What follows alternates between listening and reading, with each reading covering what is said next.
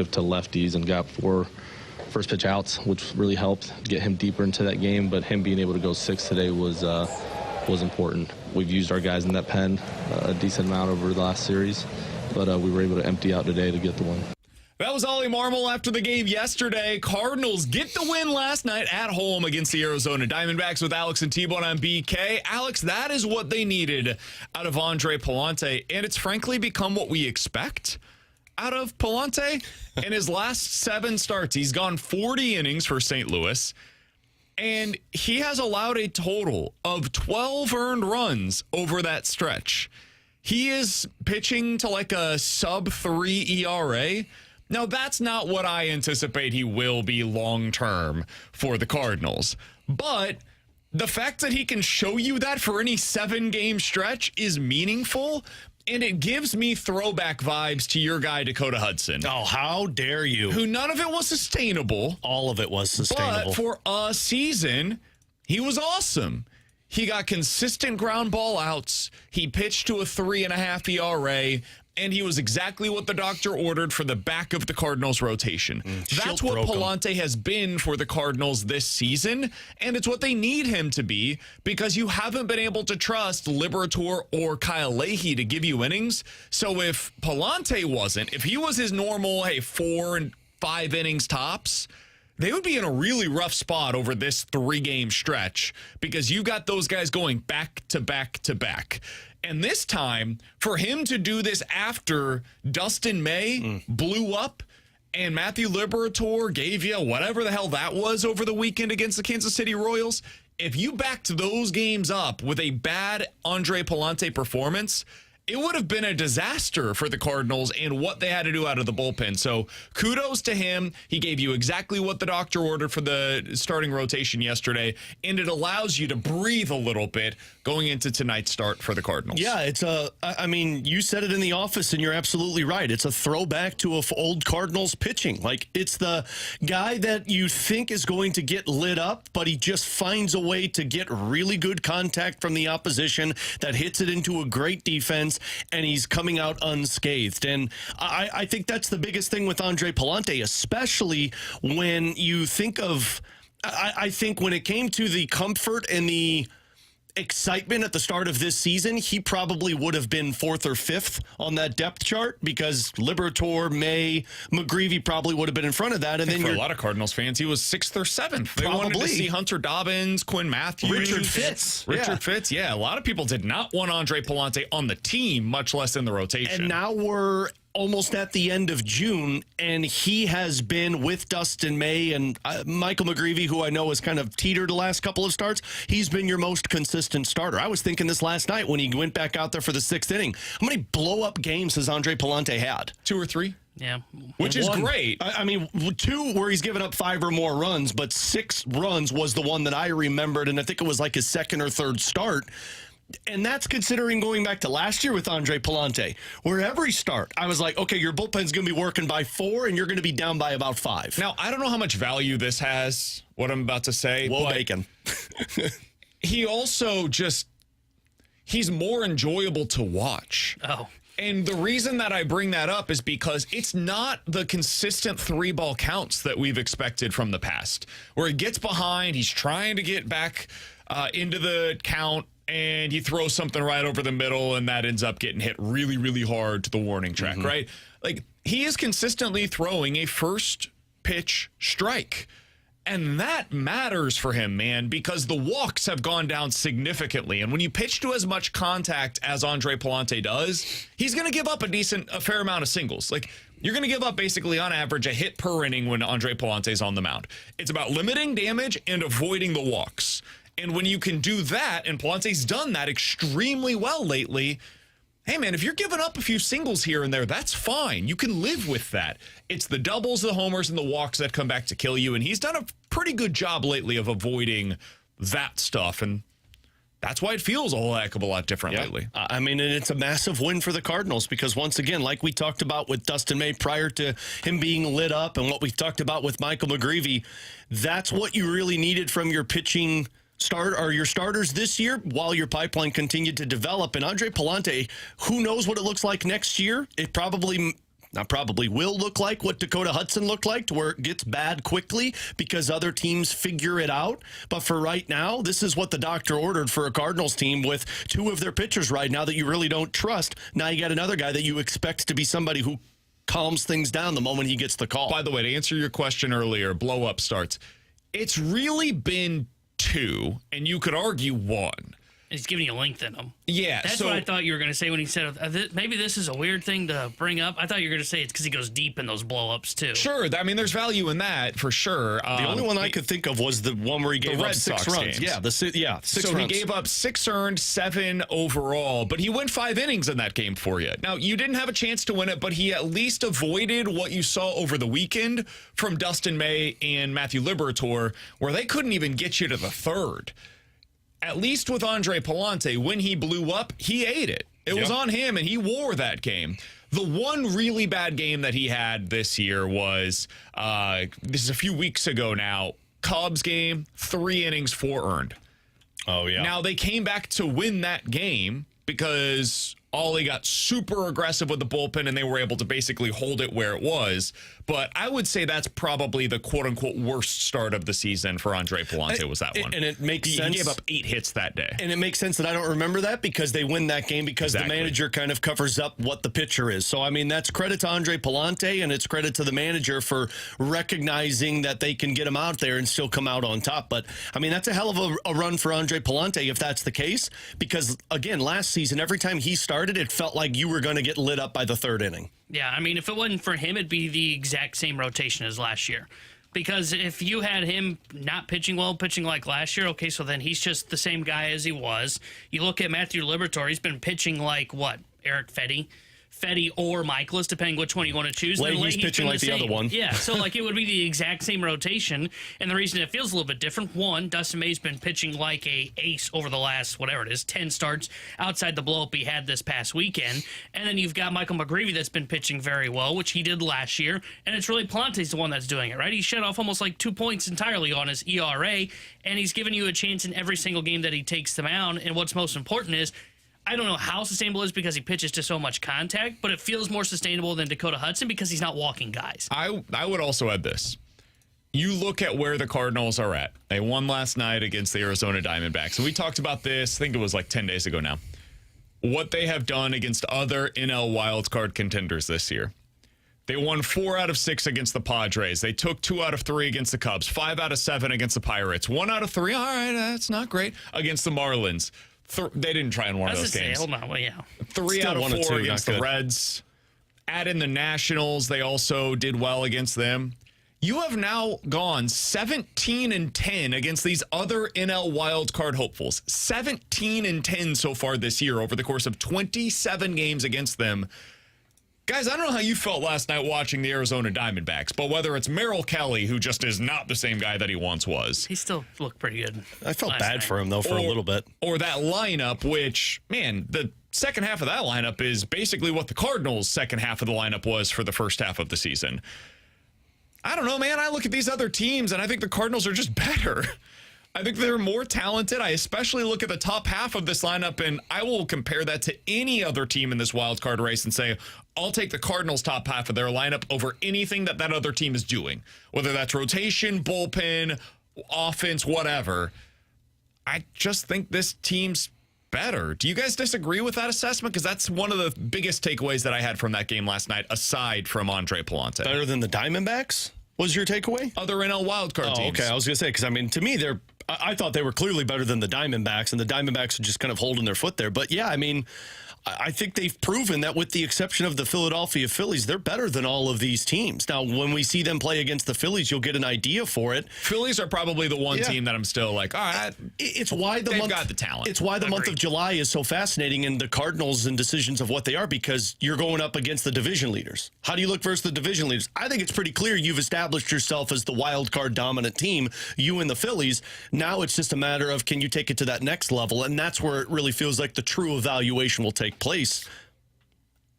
Yeah, I felt for a while I didn't have anything else to say. I thought you were going to continue there, so I stopped honestly, myself, and then you stopped. Did you say something? No, honestly, I was Michael Scott there. like a Stop abruptly. Honestly, I sounded like a snake. I was Michael. going to say somebody on the text line. I was Michael Scott there for a minute. I started the sentence, and I didn't really know where it was going to go. I just figured I'd find my way there, and So I did. we'll get to this from the 314. Guys, the Cubs are better. Based upon what? I was going to say. What do they do that's so great? That is significantly better than what the Cardinals have done so far this year. Genuinely asking. The expectations were certainly higher Didn't they for win the the Cubs. series against them too. Yep. Like, I don't know People how in you can say Chicago that. hate that team. And more specifically, hate Dansby Swanson, even though he hits 9. Well, people in Chicago are not fans of what that Their guy's pitching roster is. sucks. They've got one good starter, and the rest of the pitching is awful. To be fair, people in St. Louis don't like their team. Walker's not an all-star. Weatherholt's not an all-star. T-Bone. That's just a lack of. I think this fan base apparently doesn't know how to get on the internet. Cubs fans truly do not like that team. They've been trying to trade Suzuki for a couple of years. He's one of their best hitters. Ian Happ is good, but they don't seem to value him the way that you would typically value a star. They like PCA. That's kind of it. Bregman's been disappointing relative to expectations so far this year. Nico Horner ain't hitting. Like, this lineup has a lot of name recognition, and last year all these guys were really good, but they just sent down one of their best hitters from last season to AAA. I don't know. I don't view the Cubs as one of these teams that is imposing whatsoever. I think The it's the Phillies, Phillies. I agree. Alex was right. The Phillies have a lot of star-studded guys in their lineup. Schwarber's having another absurd season. But their pitching hasn't been great either. The top of it's been very good. Sanchez has been great, but like I think depth-wise, Wheeler's been pretty good. Wheeler's been fantastic It since his turns out return. removing his rib didn't slow him down at all. Yeah, always Wheeler's works been out. great. Luzardo's been okay. Nola, by the way, talk about avoiding a disastrous contract for the Cardinals when we all wanted him. And they just sent down one of their top prospects in Andrew Painter, who everybody thought was going to be a stud starting pitcher, and he's been terrible so far this season. So, there's even the good team that the Cardinals are potentially competing against has its flaws, where they have 3 starters that they don't trust in their rotation either. Yeah, I've been saying for the last 2 or 3 weeks that I have felt like in this wild card race, there's not enough teams to knock the Cardinals out. That doesn't mean that they're not going to finish as the 3rd wild card, right? I mean, it wouldn't shock me if it's, whether it's the Cubs, the Padres, one of them does leapfrog them. I just don't see multiple teams kicking them out of this race, because everybody that's in this wild card race is extremely flawed, right? I mean, you just mentioned the flaw for the Phillies. We just talked about the Chicago Cubs. The Padres, they can't hit a beach ball right now. Like, everybody's got a flaw in this wild card race. The Cardinals have some of their warts, but they've at least got something that they're elite at, which is 1 through 5 in their batting order. He's T-Bone. That's Alex. I'm BK. It's BK and Ferrario here on 101 ESPN. If you guys want to get involved in the show, the way to do so is 314-399-9646. That is the Air Comfort Service text line. You can also check us out on YouTube at youtube.com/101 ESPN STL. We'll be joined by a Canucks insider coming up here in about 15 minutes to discuss the latest as it pertains to Elias Pettersson and what would the asking price be, Alex, of Jake DeBrusk, the very much not native 15th to overall St. pick. Louis. And is that what it would take? Because it might be. We'll talk to Thomas Drance about that coming up at 11:30. We also have Derrick Goold and Jeremy Rutherford join the show today. But coming up next, the Brady Tkachuk trade might have been just the first of many big trades that can be made prior to the start of the NHL draft. We'll let you hear what one national insider has to say about the trade tsunami coming to the NHL next here on 101 ESPN.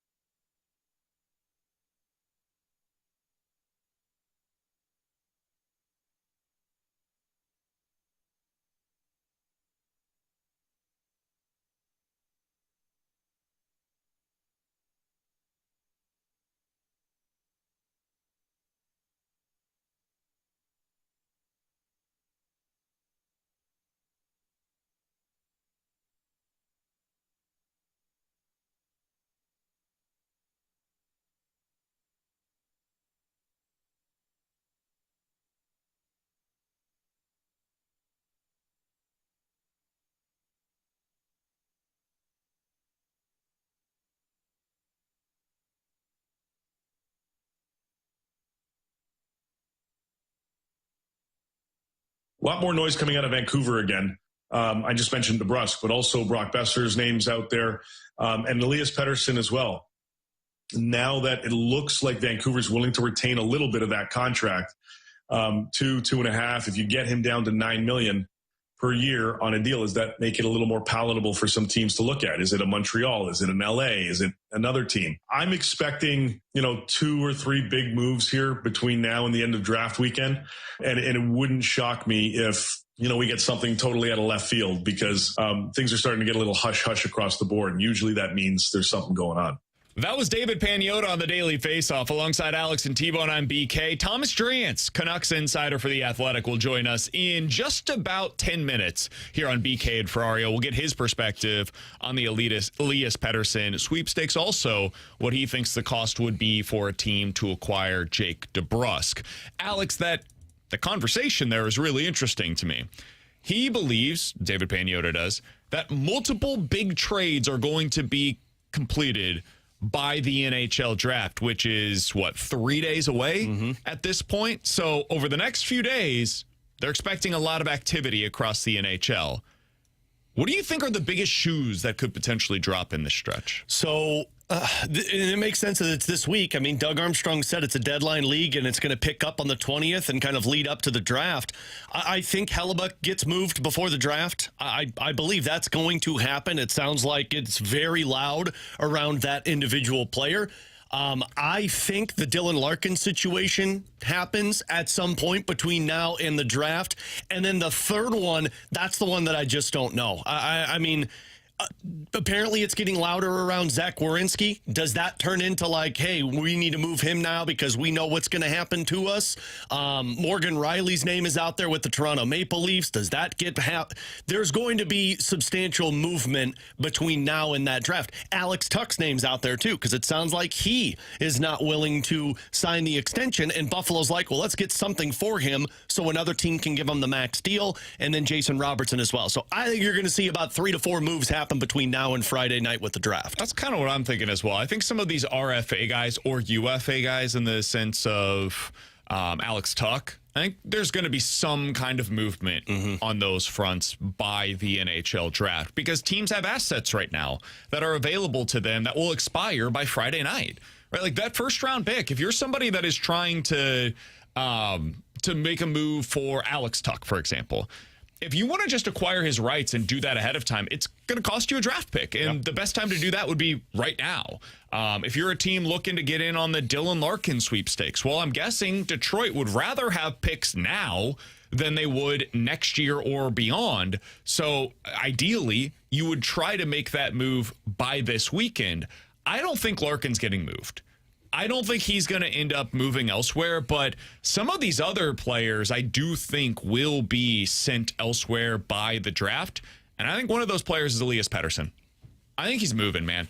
All of the buzz seems to indicate, hey, there's been a change in perspective by the Canucks on this move, where they're now willing to eat $2 to $3 million on the contract. And if they're willing to do that, and you've got Elias Pettersson at 27 years old, who even at 50-ish points is worth $8.5 to $9 million, that is the kind of contract that I think another team will take on. And I think the Blues would be among those that are willing to potentially make a move for look, it. and Pagnotta's not the only one that said this. Emily Kaplan had it today in her piece on ESPN, saying there are multiple teams that are talking with Vancouver about Elias Pettersson. It's just one of those moves that I do think is going to happen. Now, I don't know if that happens before the draft or after the draft. I think it might be more likely if the Blues are going to acquire him, it's going to be before the draft, because Agreed. They can use one of their first-round picks. But I could see, this is not just the Blues targeting this. Montreal, I guarantee, is going to circle back to this because they're looking for an upgrade at center. I could see Detroit doing this, to where maybe Detroit gets a 3-team trade, to where Larkin goes elsewhere, Vancouver gets picks, and Elias Pettersson goes to the Detroit Red Wings. So there's going to be a lot of teams. I do think this is going to start heating up very soon. And, I know Doug said it yesterday on the Fast Lane. They've got to find a way to get better players. This is one of those moves that gets you a better player right away. You mentioned Army on the Fast Lane. Here's what he had to say about trading for guys that are under contract. We're hoping to explore other options to add players in that, under 26 group that can grow with these guys. and we might use some of these picks to do that. One of the things of having first-round picks like three years ago and 3 this year is that at some point the guys that they're not going to be here when the guys start aging out. So if we can use assets to improve this current team in that age bracket, it's something that Alex and I have talked about. And when we say that age bracket, there's not an age to it, but free agencies at 27 or 7 years pro, if there was a guy 27, 28 that had term on his contract for multiple years, multiple meaning 3 or more, you'd probably entertain it because you're still getting that player through their prime. Where we're not, Jamie, is where we had been in the past when you're trying to add that final piece of the puzzle, that you would give up a primary asset for a guy with 1 year or 2 years and sort of put all your chips into the middle to win right away. 27, 28-year-old guy under contract, it's still in their prime. Now, why would he say that? With 3+ years of club control. Through his prime, Tanner. Why would he say that? He loves McTavish. No, sorry, I don't think so. McTavish has 7 years and left he's on his 23. contract. And he's 23. He mentioned 27 or 28 years old. I'm glad he said that because this is something that I've grown increasingly frustrated about over the last year. Yes. Like, I understand that they have a lot of guys in that 23 to 26-year-old age range, and that's valuable. You want guys that are younger, but you don't just fall off of a cliff when you turn 27 years old, man. That's not how this works in the NHL. This idea that you're over the hill once you get to 27 or 28 is nonsense. Well, and I think Doug said it 2 days ago in his presser, or yesterday in his presser, when he was talking about, like, look, we've got a lot of younger guys, but, organizations can hurt the players more than the player can hurt the organization. He's like, you don't want to have a group of younger guys that are losing every night. They're just learning how to get their teeth kicked in. Yep. You have to put some players around them that make them better. So it's why the Pettersson makes the most sense in the world. I talked about it on the podcast. We've talked about it. I'm more sold on this now than I've ever been. I think I'm all in on it, actually. I think this is the move. I think it's the only move that's realistically out there for the Blues that improves them in the direction they're wanting to go. Because, yes, the Robertson and yes, the Matthew Nyes thing. I would love Matthew Nyes. I would love Jason Robertson. But another winger, although it would be great to say you got a guy who can score 40 goals or has scored 40 goals. How's he doing that? Because they all can't play with Robert Thomas. And if you don't think Dalibor Dvorsky is going to get to that level, well, then you've got Carbonneau, you've got Stenberg, you've got Neighbors, you've got guys that you believe are going to be good in the NHL.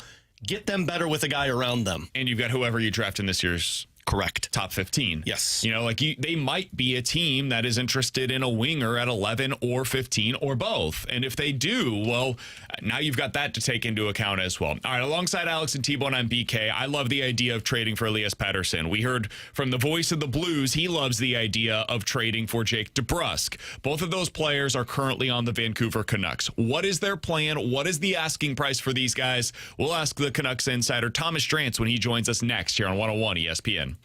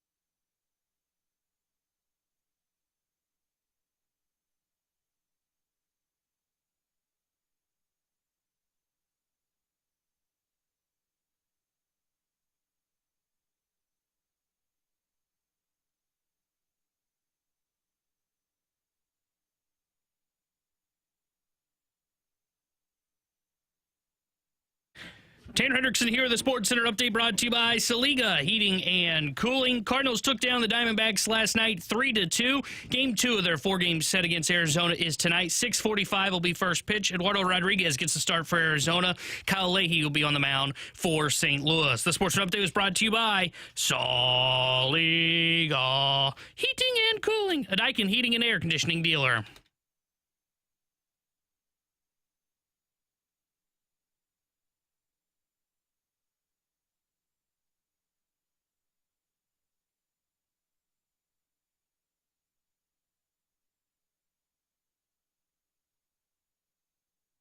Alongside Alex Ferrario and Tanner Hendrickson, I'm Brandon Kiley. Happy to go out to the Collier and Thompson hotline to be joined by Thomas Drance. He's the Canucks insider for The Athletic. You can hear him on Canucks Talk on Sportsnet 650 up in Vancouver. Joins us now on 101 ESPN. Thomas, we appreciate the time, man. Your Canucks are seemingly involved in everything right about now. I know you had a column earlier today on why it's time to take a demolition lab to this team.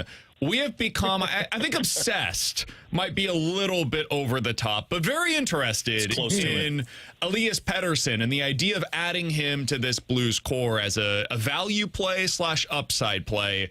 Let's start out with him. Would you recommend a team get into the Elias Pettersson sweepstakes, or would you say, hey, buyer beware? Man, that's a tough question. So if you guys are obsessed with Elias Pettersson, you have no idea what it's like up here, I promise you. I mean, this is the most controversial, highly debated player that the Vancouver market's seen since Roberto Luongo. This is a center who was a 100-point player, came into the league and was this sort of dynamic bolt of lightning. I mean, the idea 6 years ago, if you'd told someone Quinn Hughes would be uncontestedly better than Elias Pettersson, most people would have looked at you cockeyed, right? Like, people wouldn't have believed you in this market. That's how good Pettersson was as a 19, 20, 21-year-old player. We're talking about a guy who was defensively reliable, who drove play, who played fast, who got inside, drew penalties at a league-high rate. He had this crazy one-timer from the right flank on the power play, and he was just like this precision instrument, right? Just like, whether it was his pinpoint shot making, whether it was the playmaking, he could drive the line, he could elevate line mates, and he just went about absolutely flattening opponents in terms of the rate at which the Canucks, usually a pretty bad team, by the way, across the last 10 years, outscored the opposition. And during that sort of dream 2023-24 season, he signs the extension and then disappears functionally on the ice. Like, the speed's gone, the juice is gone, the shot, he becomes reluctant to use it. He had some wrist injuries, he had some knee tendonitis, but I think there's something else that happened with that group. And I don't think that's exactly a secret, given that group, won the division, took Edmonton to Game 7, and then quickly fell apart due to personality conflicts, with JT Miller ultimately traded explicitly for that reason, and then Quinn Hughes, of course, traded last year. So there was clearly a dynamic in the room, an issue of personalities, a clash or a rift that is part of this story. I think there's pretty clearly an injury angle that's at least some part of this story. And then I think there's a work ethic angle that's part of this story. Preparation is something that, whether it was Rick Tocchet, Jim Rutherford, now the Sedin twins, have all brought up in connection with Elias Pettersson. I can tell you, too, that when the club originally signed him to a bridge deal, like even as far back as the Jim Benning regime, one of the reasons that the club didn't go long on him then was that there were concerns coming out of a 2021 campaign. That was like the 56-game weird bubble season during the pandemic, right? Where he had this wrist injury down the stretch and probably could have been cleared to return and kind of didn't. And there were real questions in the organization at that point about, did he love the game? And whatever's happened here, whatever it is, because I don't know, and he doesn't really talk about it. He has become also pretty standoffish with the media, and granted, he's under a lot of pressure, and things haven't been fun, so I do at least feel for him. But it's not like you can talk to him about these struggles and get a guy really reflecting on it and have a sense of how they're thinking about it. Like he's not going to give you that. He's not going to give media that. So we're kind of piecing it together as best we can with sort of what we see and the fact pattern. And the fact pattern is that this is a guy who's certainly dealt with some level of injuries. He's dealt with some level of work ethic question marks, and he's dealt with some level of interpersonality conflicts within this organization. And as that's sort of developed over the past 2.5 years, this isn't like a one-season blip. This is a 2.5-year blip where he doesn't skate as fast. He doesn't shoot as hard or as frequently. He doesn't score much, right? Like he's a second-line producer, basically. And while he still, goes to the net pretty hard, especially for a guy his size, while he can still manufacture some offense, and while he still, plays responsible defensively, like he blocks a ton of shots, although that then tends to be a bad sign that you don't have the puck as much. He's just a dramatically reduced player. And so I think the question you have is, this guy's 27. And like you can see it on NHL Edge data. He doesn't move as quickly. Are his issues primarily injury based, and can your human performance team get more out of him than the Canucks have? Are the issues fundamentally personality conflict based, bad organization based? Because there's no question that the Canucks have been a bad organization across the last 5 years. Can a more stable environment, better leadership get more out of him, right? Or is it a work ethic concern, and can you motivate this guy? And it might be a little bit of all three. If it hits, yeah, this guy's got every tool you want, right? An elite shooter, an elite passer. He works like he does, whether he prepares well enough in the summer or not. He does go to the net hard. He does block shots. He shows effort. He's not shying away from contact. Like he's not a perimeter guy, despite being slight at the NHL level. Like he's willing to take some punishment. So you've got some tenacity. You've got some skill. You've got a lot of skill. The question is, can he put it all together? If he can, this is a first-line center. If he can't, then we've seen it. He's a third-line-ish, maybe fringe second-line, 50-ish point guy. He's lefty Jean-Gabriel Pageau. And that's a pretty massive sort of, that's a big range of outcomes. How do you value that at 11.6? Like, I don't know. I don't even know if the Canucks should trade him. I don't know if I'd recommend him. Like, it's an enigma of the highest order. I have no idea what to expect from this guy going forward. I don't know how you'd sort of swallow the risk tolerance if you were a team like the Blues thinking about taking him on. And honestly, I don't even know if you'd be willing. Like, I'd be hesitant if I were the Canucks to sell him low or retain just to get off of him, unless I wanted to do like the Minnesota Wild, Zach Parise, Ryan Suter thing and just be like, I need to turn the page here, right? Like that would be the only reason that I could see the Canucks doing this, because otherwise I think this guy's way more valuable holding and hoping that you can make him bounce back, especially with new leadership and a new coach, than he would be sort of trading him with some retention for like, I don't know, what picks do the Blues have? You guys have the 11, 15, and 29. Latest. Right. So let's say for all of them, Canucks eat $2 million and it's like 15, something like that. I don't know. I mean, that's tough. Like that would be, and Krug and Drance or whatever, right? I mean, that's maybe that's what it is instead of retention. But yeah, I mean, that's like, I don't know. Like that could be a home run for the Blues. It could be a home run for the Canucks. I have no idea how I'd gauge that trade. I have no idea how to handicap what this player is or what he's going to be. This is one of the toughest sort of hockey evaluations I've ever encountered in my career. Alex, I know you probably have a million different questions that came off of that, but out of curiosity, just to ask you, Alex, was there a name that popped into your mind? Yep. Wrote it down. Yep. Ryan O'Reilly. Yep. Everything sounded you said, exactly Thomas, like Ryan O'Reilly. was like, yeah, this is what Ryan O'Reilly was. Because I was really just going to say, God, I always knew you had Days of Our Lives Vancouver edition, but now hearing you talk about it, it's like, good God, Thomas, you have gone through it with this team. But it does. It sounds like Ryan O'Reilly, Thomas, and, the risk is there. And I've addressed it. I've said it. It's like, look, if you do this and it doesn't work, you are making your team even more stuck if you're the Blues. But if it works, then it pays off to where you found the answer that you've been looking for and you take the risk like you did with O'Reilly. So, and you kind of alluded to all of this, like who knows with this guy. How much do you believe, Thomas, in a change of scenery helping a player, especially for a guy like Pettersson, who would be coming to what is known as Team Sweden in the National Hockey League? And, Thomas, to that point, a guy who wouldn't be viewed as the 100-point player in St. Louis. He's just viewed as the second-line center behind Robert Thomas. You get to go about your business without being the guy. Well, I'll be honest with you. You get the opportunity to meet a guy at 19, and cover him until he's 27. And, I've watched it and I've interacted with it. And I've seen him get more surly as the years have gone by. And you've seen him play less joyfully out on the ice. Like, do I believe in a change of scenery? I'll tell you this. I want a change of scenery for this guy. And not because I'm sick of him, but because I think he needs it. Like, I think he needs it.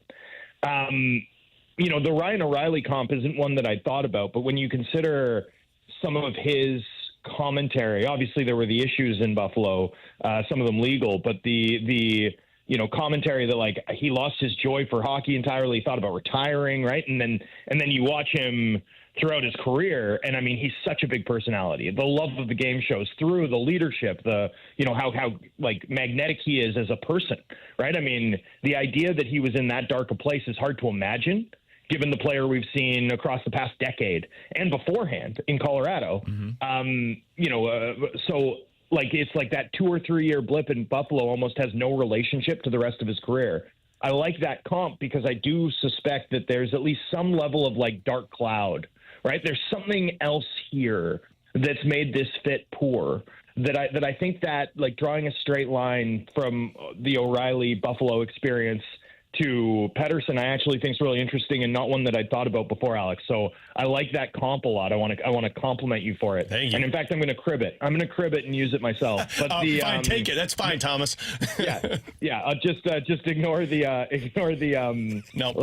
rank plagiarism. I'm gonna be like the proud parent sitting in the back of a play that my kid's in. It's like, hey, I was a part of that, but he's going to take all the glory. Yeah. No. I'll credit you appropriately, but that's a great comp. So yeah, I mean, look, you've talked me into it. I like it for St. Louis. I like it for Pettersson more than anything. This is a guy who, like, the league would benefit as a whole. The sport benefits as a whole if this guy's playing the way he can play, because there were years, and I'm talking like a half decade, where he was worth the price of admission every night, where his scoring across his first 400 games in the NHL, and 400 games isn't exactly a small sample, was, as good as anyone who's entered the league aside from like McKinnon, McDavid, Matthews. Like that was the level that he was producing at. That was the level that he was producing at to earn that $11.6 million cap hit. When he signed that 11.6 times $8 million deal or 8-year deal, like the reaction wasn't like, oh, that's a risk. It was, what a home run. What a massive home run for the Canucks, a game changer for the Canucks, given what he'd done. It's just been 2.5 years since we've seen it. And we do know that this organization's been frayed for a variety of reasons. He obviously has to wear some level of personal accountability for his own performance and for what's happened. But yeah, I mean, when you do walk it through, like, I don't think there's a higher upside bet any team could place. And yet I do think the floor on this is that you get an $11.6 million third line center. Final question that I've got for Thomas Drance on the Elias Pettersson conversation here on BK and Ferrario. What do you think the retention could potentially look like here? I know in the past there's been a lot of talk of Vancouver having no real appetite to do so, but it seems, based upon the reporting that I've seen nationally, that that's maybe softened. What's your perspective on that? Yeah, I mean, if I'm the Canucks, I'm trying to use the Oliver Ekman-Larsson acquisition, a mistake made by the Canucks, as sort of a comp here. In that deal, if you go look back at it, like the fundamentals of it is that the Canucks traded 3 expiring contracts that were wildly inefficient in Antoine Roussel, Louis Eriksson, and Jay Beagle, which totaled almost $12 million in cap space for the Oliver Ekman-Larsson contract. There were other pieces involved, including the 9th overall pick, which became Dylan Guenther. This story gets sadder and sadder as I go. It's so bad. It's so bad. But the Coyotes effectively retained $1 million on the Ekman-Larsson deal.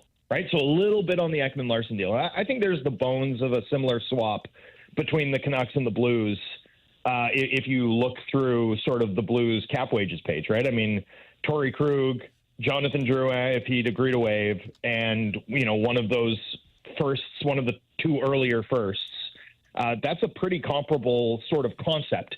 It's not comparable value because I think Drouin, Krug's basically, not likely to play. And then Drouin's, I think a better player than Beagle, Eriksson, and Roussel were at that stage of their careers. But, I think that concept makes sense. And, if you're the Canucks, I'd be looking very hard and long at not retaining. I think you try to take money back if you can. Like, I'd rather see the Canucks take back, like, Engvall and Mayfield from the New York Islanders or something like that. Like, I'd rather see them take money back because once you retain, there's nothing you can do with it. You're stuck with that money. And there's still 6 years left on this deal, and the Canucks are going to be trying to sell pieces at the deadline, I would assume, for much of the rest of this decade, given their circumstances, given their lot in this league. So, I'd be pretty worried about tying up a retained salary transaction slot for 3 years if I were them. But if it's necessary so that you're able to turn the page and get a really good asset, like the 11th or 15th overall pick, then I think that's a very different and I think that's a very different sort of set of calculations and might be something you should consider, especially if the amount is, in the $1.5 million range. I think once you get higher than that, you're looking at if you retain $3 million per year, that's an $18 million spend. That should buy you multiple first round picks in my mind. What do you guys think the financial value of a first is? Probably think $5-6 million, right? If it was 15 and 29 for them to eat $2.5 to $3 million, do you think Vancouver would look at that as a win for them? Man, I don't know. I'd have to really look back at the history and sort of price out what I think that's worth. But I mean, again, that's an $18 million spend, right? Yeah. That's a huge investment to get a late first and a mid first. My gut reaction is that I'd probably, if I'm the Canucks, be pushing to have the value reflected in the deal, in another way, whether that's taking money on or, getting less capital back. Fine, they can have Booch. Fine, we'll give you Krug and Buchnevich. Final thing here, Thomas. I will say, the Blues collection of young wingers and stuff, if Pettersson can, he doesn't even have to get all the way back, right? If Pettersson can get a little bit more jump in his step and a little bit more offensively creative, I mean, that would be a really fun forward group you'd have cooking down there. We have the Arch, too, so, I have to imagine he'd enjoy that. We've got toasted ravioli, which I know you've probably tried before, Thomas. Free-zoo. Ted Drews. Come on. I like the calzones with the sauce on the side. That's my St. Louis go-to. All right, Pettersson, we're making a deal. All right, Thomas, we'll get you out of here on this. Just a quick answer is all we need. Our voice of the Blues, Chris Kerber, is, if you think we're interested in Elias Pettersson, you should hear him talk about Jake DeBrusk and the possibility of bringing him in here. What do you think the ask is on DeBrusk? Is it is 15 for DeBrusk kind of the asking price there? Is it more or less? Where are you at with him? Yeah, I think mid to late first would be, probably a pretty good haul for the Canucks. The Mackie Samoskevich comp stands out to me, especially given that he's an RFA. He's going to need a contract. That contract's probably not going to look too dissimilar from what DeBrusk's contract looks like, although Samoskevich is 7 years younger. He's also not, a guy who's a 20-goal scorer falling out of bed. In DeBrusk's case, you're looking at a high-end skater, right? He's an elite mover. And in particular, he's a really effective power play net front guy. Loose change in front of the net, that's where DeBrusk makes his money, and he's been exceptional there. What the Canucks haven't really got out of DeBrusk the last couple of years is the rush goal scoring. I don't know where that went, but that was a big feature of his arsenal in Boston. And it just kind of hasn't translated on the West Coast for whatever reason. But, I mean, this is a guy who, again, he's going to score 25 goals if he has a bad year. That's kind of the MO here. And if you put him at the net front and put him with a skilled center who can maybe support him a little bit better off the rush, I think 30 goals is absolutely within range for him. I guess the one issue with DeBrusk, a little bit streaky. right? He will win you weeks worth of games when he's hot, but there's going to be weeks where you kind of don't notice him. Not that he's like a liability. It's just he doesn't do a lot of the other things on the ice that sort of impact the game when he's not scoring. So that's sort of where you sort of get to where, like, I view DeBrusk as a really good, third or fourth winger on a really good team. Like, that's kind of where he'd be properly slotted. So yeah, I think mid to late first, if the Canucks could pull off something like that while getting off the full freight of that deal, I think this market would view that as a square deal. Thomas Drance is a fantastic insider for the Vancouver Canucks. You can read all of his work over at The Athletic. You can hear him on Canucks Talk on Sportsnet 650 up in Vancouver. If we had another 15 minutes, we'd go down the Jordan Kyrou angle of all of this with Thomas, and we can talk to him about how that's our version of Elias Pettersson, but we'll do that at a later date. Thomas, appreciate the time, man. This has been great to be able to catch up. Hopefully, if anything gets done here, we'll be able to talk with you again soon. Yeah, anytime, boys. Be well. Thanks, Thomas. That's Thomas Drance joining us here on 101 ESPN. Appreciate his time joining us here on the show. I love that guy. He's fantastic. So, yeah, the first thing I thought of when he was talking was O'Reilly, as we talked about. But then the more I was listening to him talk Pettersson, the more I was thinking it's Jordan Kyrou in the Vancouver style. Because the same thing he said about Pettersson is the same thing we're saying about Kyrou. This season, it feels like it just all disappeared. The speed, the ability to score off the rush. You wonder, is this an injury-related thing? Because I know he had a procedure done. Is this a, motivation, or I just don't want to be here anymore? So, the more we've talked about it, I think Kyrou is very similar to Pettersson, to where, look, somebody's going to take a risk on that. And if they take a risk on Kyrou, I think it's a similar situation for the Blues. It's like you just take the risk. Even talking with him and hearing about it, it's still something that I would say I think the Blues should do. I do as well. I think it makes sense. It is a risk. Totally. Neither of us are dismissing that. No. Doing this would be the biggest risk that the Blues have taken since... I think it's the biggest risk they've ever taken. I think it's a bigger risk than O'Reilly, because I don't know if you brought the Tage Thompson aspect of the O'Reilly deal, I think, was as big as this would be. That it's not like this guy was projected to be a superstar in the NHL. Like, he was projected to be a middle six center when they drafted him. Remember, he was drafted later in the draft. In my opinion, this is the biggest risk the Blues have taken, if they were to take it, in the Doug Armstrong era. You know what? Since TJ Oshie. Yeah, I guess that's a fair one. That would probably be, it's the biggest risk since then. Because you could have been big wrong on Oshie. Now, I think some fans still believe they were wrong to trade him. Yeah. But you could have ended up where Troy Brouwer just didn't really do a whole lot for you, and you give up one of the best wingers, or a top 20 to 30 winger in the NHL. I just that was risky at the time, but there was something that made sense about it, which I guess is the same thing in this spot. But this is just the risk in the sense that wasn't handcuffing you as an organization. This handcuffs you as an organization. You were winning then.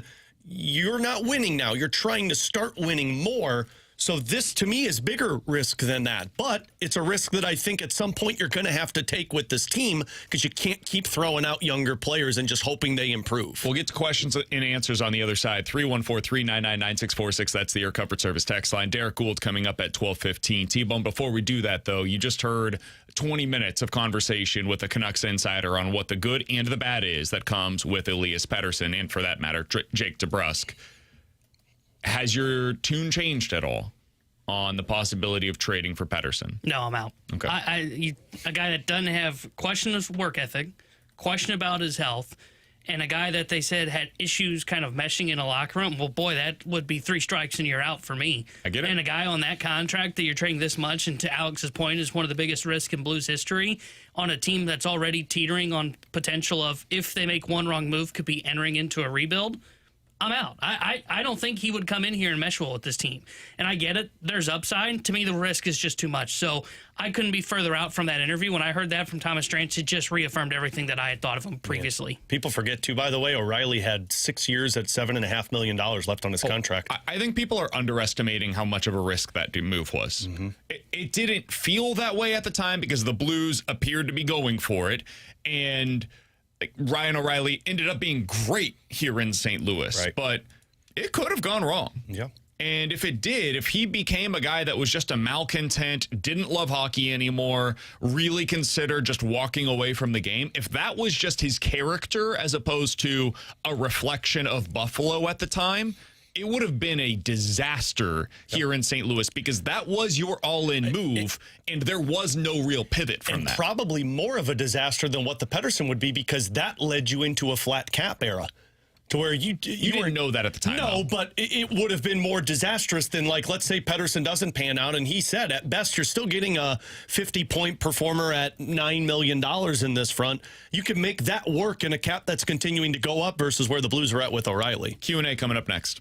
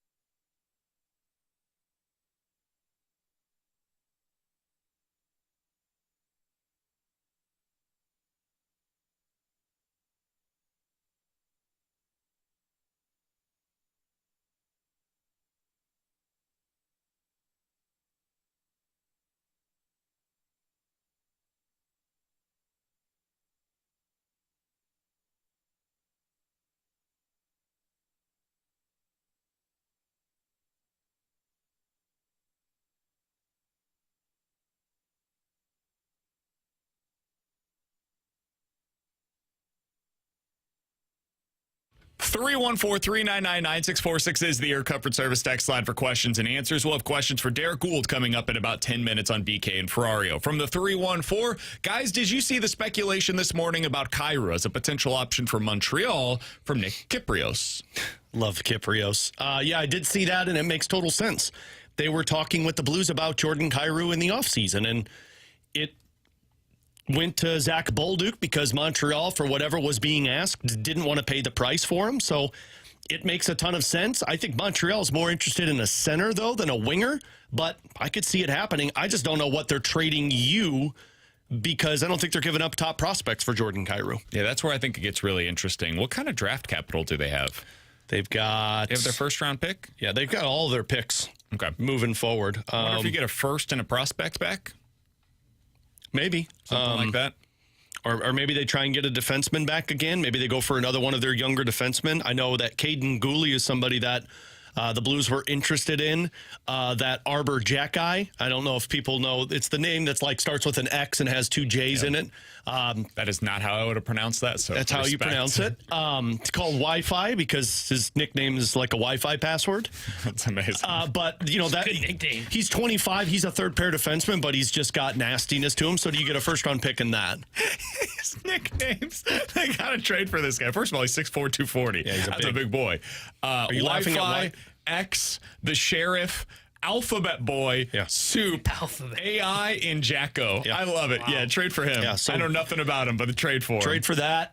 Trade for a first round pick. 33 career points in 230 games. Yeah. I think if I'm the Blues, I'm gonna really try and use Kyrou to get Byram from Buffalo. I don't know what the interest is, but if they're moving Byram and they have to replace Tuck, I'd look at Kyrou for that. All right, from the 618, how likely is it that the Cardinals would trade for a closer like Aroldis Chapman at the deadline? I think pretty unlikely. Yeah, he'd cost quite a bit. He'll be one of the best relievers on the market, so I would say like 5% chance they do it, and that's probably too high. From Dirk Diggler's unit, guys, would you consider Herrera's catching back-to-back games tonight to get, would you consider going with Herrera in back-to-back games to get Velazquez in as the DH against the left-handed starter instead of putting him in left field? It's an interesting question. I think you at least would consider it. I don't think they will because they have been very committed to their plan with Ivan Herrera behind the plate, but I get why you would ask that. Yeah, especially because tomorrow's probably going to be a bullpen game of some capacity. Why? Who's on the mound for us tomorrow? Oh, for them. I was like, man, so you're not going to get Velazquez in there tomorrow. It's not as though you get him tomorrow. Yeah. But I'm guessing he'll just start for you in left field tonight. Yeah, I think they're just going to stick in left. I don't think they want to deviate from that plan. I think they view it as the best way to keep Ivan Herrera healthy. The other thing is it potentially gives you just a built-in off day for Nootbaar in this scenario as well. Yeah. Which I think is the most important thing for that team. He'll probably come in late in the game if you're leading, or they go to a right-hander. He'll probably come in late in the game, but it just keeps him off his feet. I think their priorities are, one, keeping with the schedule, but also keeping everybody healthy and making sure Lars Nootbaar gets the days off is probably their utmost priority. 314-399-9646 is the Air Comfort Service text line. From Low Life Dad, if you had to put money on it today, who are the 2 teams playing in the Super Bowl this year? In the NFC, I think we're all going with the LA Rams. Patriots and Rams. Patriots in the AFC. All right. That's fun. Boy, I don't know who I would take out of the AFC. I do think Rams in the NFC. AFC feels so open. I'll go with a good story. I'll go with Josh Allen and the Bills. I like what their offseason was. I'd be happy with that, too. Yeah.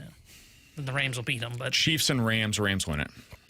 That would be sweet. Chiefs aren't going to be there. Because I'd love to take a victory lap while BK's here. I think that's the way that Chiefs aren't going to be there. Didn't hear they're rebuilding. The entire AFC this year is like, I think they're all 7 out of 10.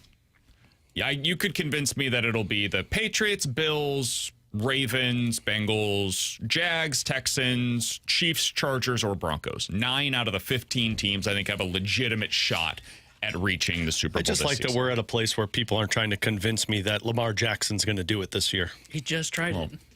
I think there's at least a case that they could get there. No.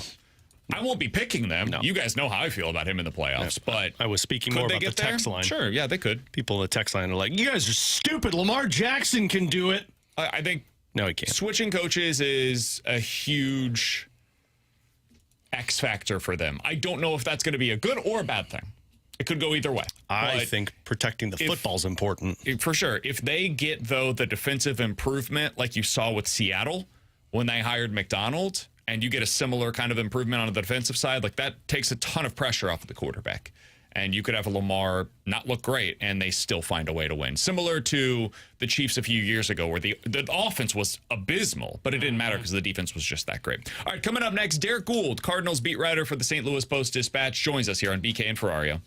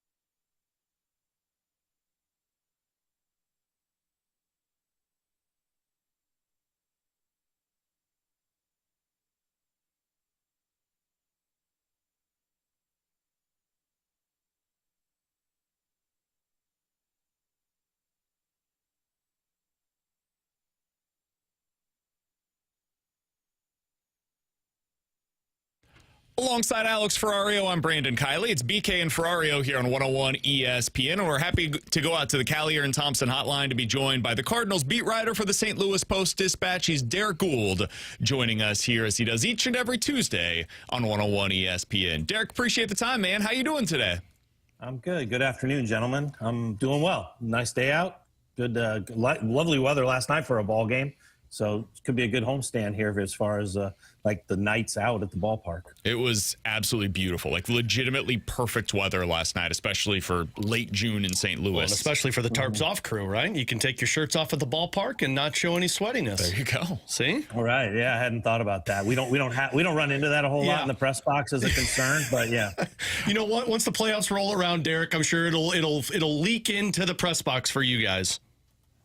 I think if the playoffs come around, don't you want to wear a jacket? Like, how does tarps off work in the chill of October? Even better. Yeah. I mean, that's the football thing, right? Like, you go to a college football game in November in Columbia, there's still going to be. We're going to find out what type of fans you are for tarps off. Are you going tarps off at the cold or no? All right, Derrick, let's talk about what we witnessed last night. Let's start with the newsy, I guess, angle of this with Nolan Arenado making his return here to St. Louis. And he talked with you guys pregame about, his time here in St. Louis, how he looks back on that now. What did you glean from your conversation with Nolan Arenado, and now that he's had a little bit of time revisiting his era here in St. Louis?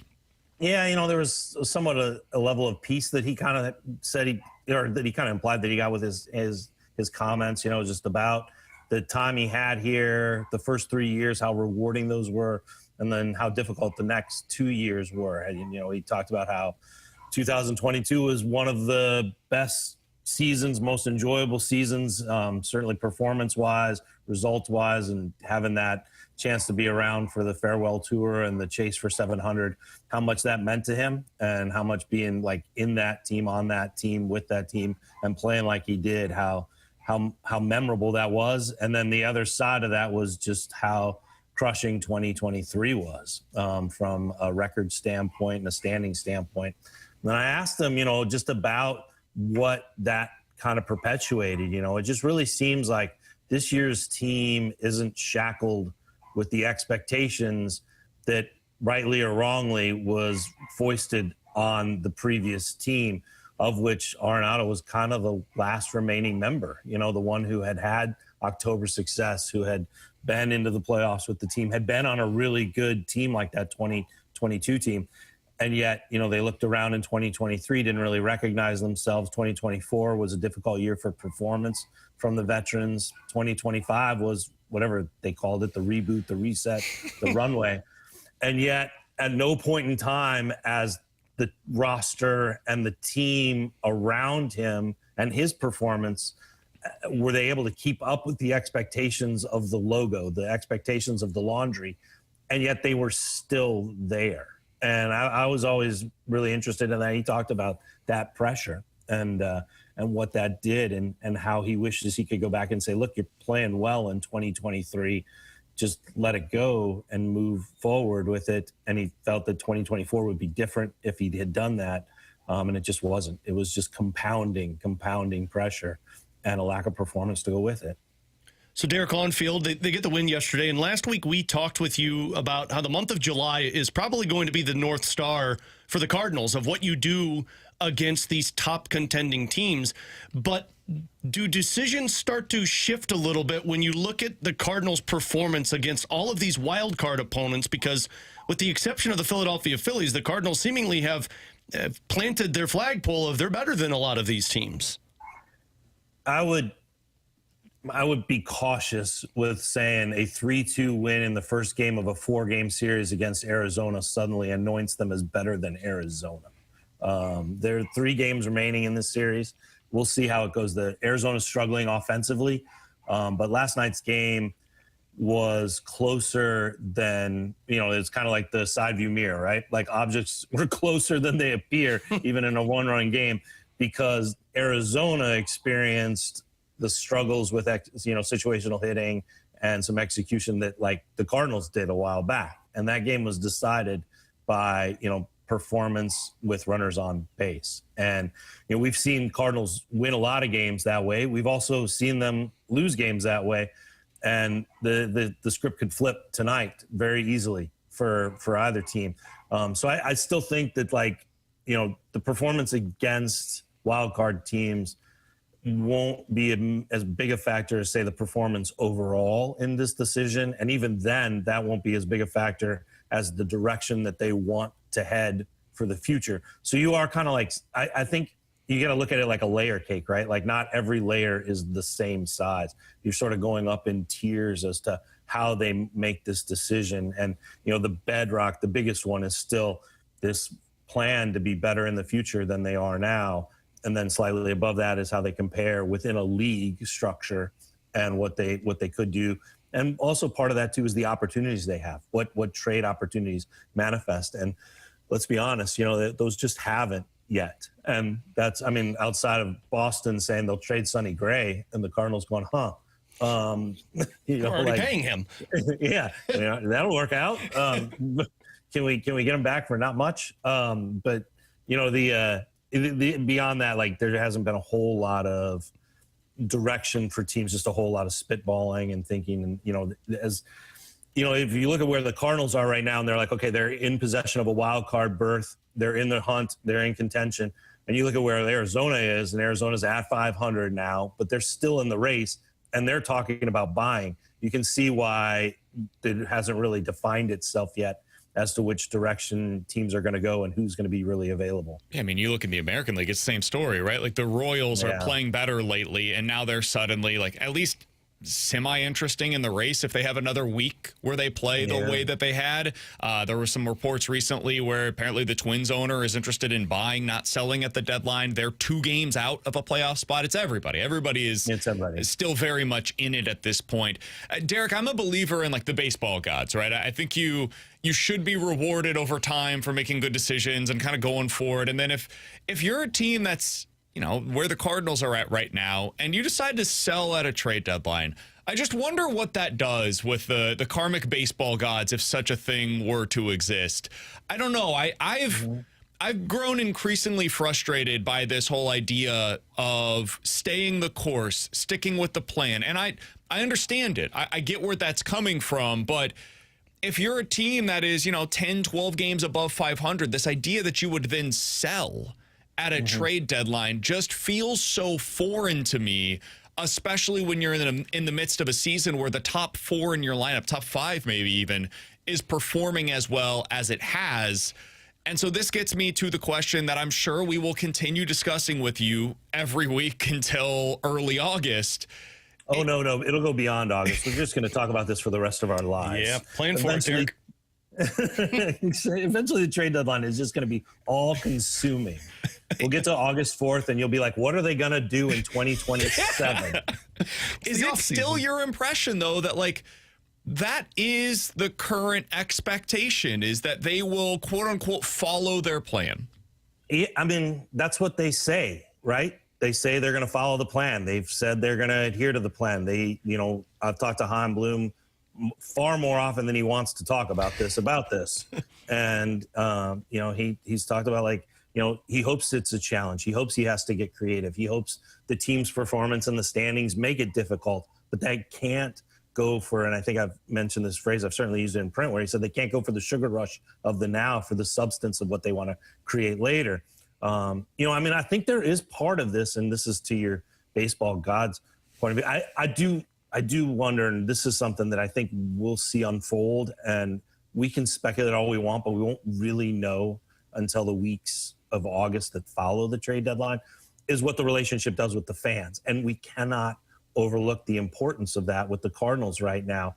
They have gone through, let's say, some revenue turbulence, and that has been related to fans. Getting the game to the fans has been a big part of their narrative, a big part of their story, and, to be blunt, a big part of their payroll cut. They haven't sold the same amount of tickets. They aren't on, Fox Sports Midwest anymore with that $1 billion deal. They have to go to the fans and invite them back. And what does it do if they yank the rug out from underneath the fans in August and say, no, we told you what we're going to do? And fans are like, but we really like this team that now is no longer here. We really fell for, the style of play. We really like the chemistry of Lars Nootbaar. We really enjoyed going to see Big Red pitch on Wednesday nights, and now none of that is there anymore. And you're asking us to buy into these players who are going to help us in 2028. I think that's a real factor here. I will also add this, and I wish I could remember exactly where it comes from, but it's a question that certainly surfaces in movies and everything like that, is what if this is as good as it gets? Yes. What if this is the group? What if this is Jordan Walker's best season? What if, JJ Weatherholt has better ahead, but what if this is Alec Burleson? What if this is the best you get from the 1-2 punch? We say Jordan that about Walker and Alec JJ, Burleson? Derek, but it's not guaranteed. Dylan Carlson, the first year was the best year, right? Like Nolan Gorman, it didn't get better than that big season. Okay, that's fair. It's just like, I look at the Orioles. I look at what you saw. The Braves' worst team won the World Series. That was maybe their worst collection of talent because they didn't have Ronald Acuna available. You brought up the Diamondbacks. Look at where they're at. Jackson Merrill with the Padres. It was supposed to get better. Texas, that was supposed to be a stretch of time, not just a one-year blip on the radar. They didn't have DeGrom that year. Yeah, Texas had financial issues, and sure. Aside from it, I think Arizona's a great example. It's Detroit right here last in front of you.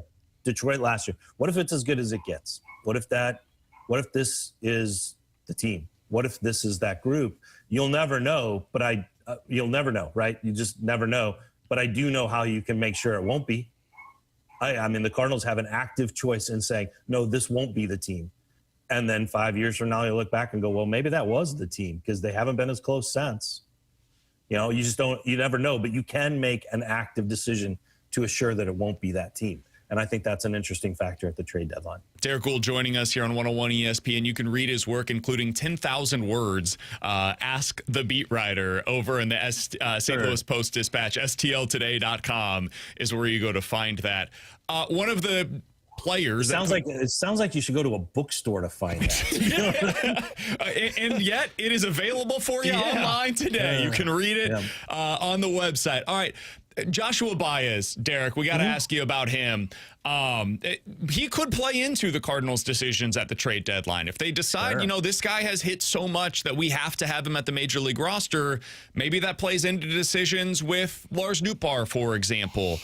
What is your current read on the situation? And I guess this is as a follow-up on that. I'll just ask it in the initial question. Is there any belief that he or Lars Nootbaar could play in center field to make it work with both of them on this current roster? Yeah, that's a good question. And let's not ignore that they also have the DH available to them. I just think that also has to be a factor here. They've been using it for their catcher, and I get that, and that's really worked out really well. But there are other teams that use their DH for somebody who just absolutely mashes and plays outfield every so often. So it is possible. Lars Nootbaar in center field is at least in the wind, right? Like that's a possibility. That's something that Ali Marmol has talked about, that there might be innings out there for him if needed late in a game after a switch or something like that.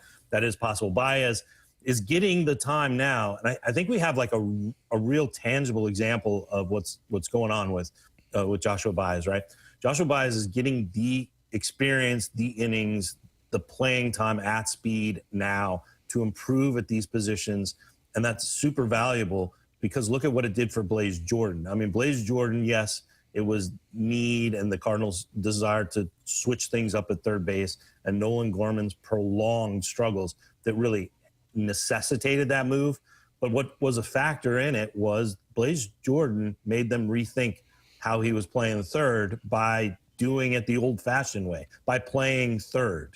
It's very difficult for someone to go like, they have all these metrics and they rate all this stuff and everything like that, so they can do closing speed. They can use all the numbers that they use to tell us that Tyler O'Neill is going to be really good in center field after watching him play in left field, but there really is no substitute to, can this guy play center field? Well, he should be playing center field. Tommy Edman, right? Can this guy play center field? Probably still goes out there, plays center field. It's like, oh my gosh, this guy's a Gold Glover in center field. There is no substitute for actually playing the position, and the opportunity to continue to play the position can shape the answer to your question, right? Blaze Jordan did it. He changed. Now, again, like a want to change that position offensively, push that, but he was at least doing well enough by playing routinely, getting in the flow of it showing that he can handle it, and also showing an aptitude to improve at it, that the Cardinals like, okay, we can make this work. Joshua Baez is getting that time right now in AAA, both at the plate and in the field, to say, okay, look at the number of ways that I can play. I talked to Rob Cerfolio about this, about, Baez's defense specifically in center field. And Rob Cerfolio said, the assistant general manager who oversees performance and development, he said, when Baez is inevitably in the majors, like that was the verb or adverb that he used to describe it, inevitably, they want him to be available to Ollie at all the positions to make the lineup possible. That is part of the goal here. That's interesting. Yeah. It makes a lot of sense. And it's the kind of thing that they didn't do in the past at times, or it took too long to do at times in the past. I'm not so sure about that. I mean, they did should it. Clarify with one player. Which Jordan player? Walker. But didn't they? Like, I'm not so sure about that one. Like, I understand what you're saying. He just skipped a level. Like, these other guys didn't. He skipped a level. He did, but they could have gotten him in the outfield sooner than they did. They knew he wasn't going to be a third baseman. But they couldn't, because they didn't have a season. And then he skipped a whole season. But prior to the trade deadline, when Arenado announced, I'm gonna go ahead and stay here. That's when they decided to make the move. And that year, prior to that, they knew he was behind Gorman on their third base list anyways. That's fair. They could have pushed him out to the outfield sooner, and they chose not to. They actively made that decision. They had him some outfield time at that, the sleepaway camp that they had during COVID. So what was a satellite camp? I like sleepaway camp. I'm going to start calling it that. The one where Johan Oviedo suddenly became one of their top pitchers that year. I personally like the sleepaway camp. All right, Derek, last question here for you. Sticking with that. Matthew Liberatore. I find him to be super interesting. We know he was a good reliever. He was an excellent reliever in that role, and they had a need for him to become a starter. And for, 2 months last year, he was awesome. He was so good as a starter. And then he hit a roadblock, and it was about this time last year where the stuff started to have a serious decline. The velocity wasn't playing up as late into the games any longer, and the results suffered. And this year, since that time, he has been one of the least productive starters in Major League Baseball. If you go back to almost exactly 1 year ago to date, what are the Cardinals saying about his development as a starter and the runway that still exists for him to get this thing back on track?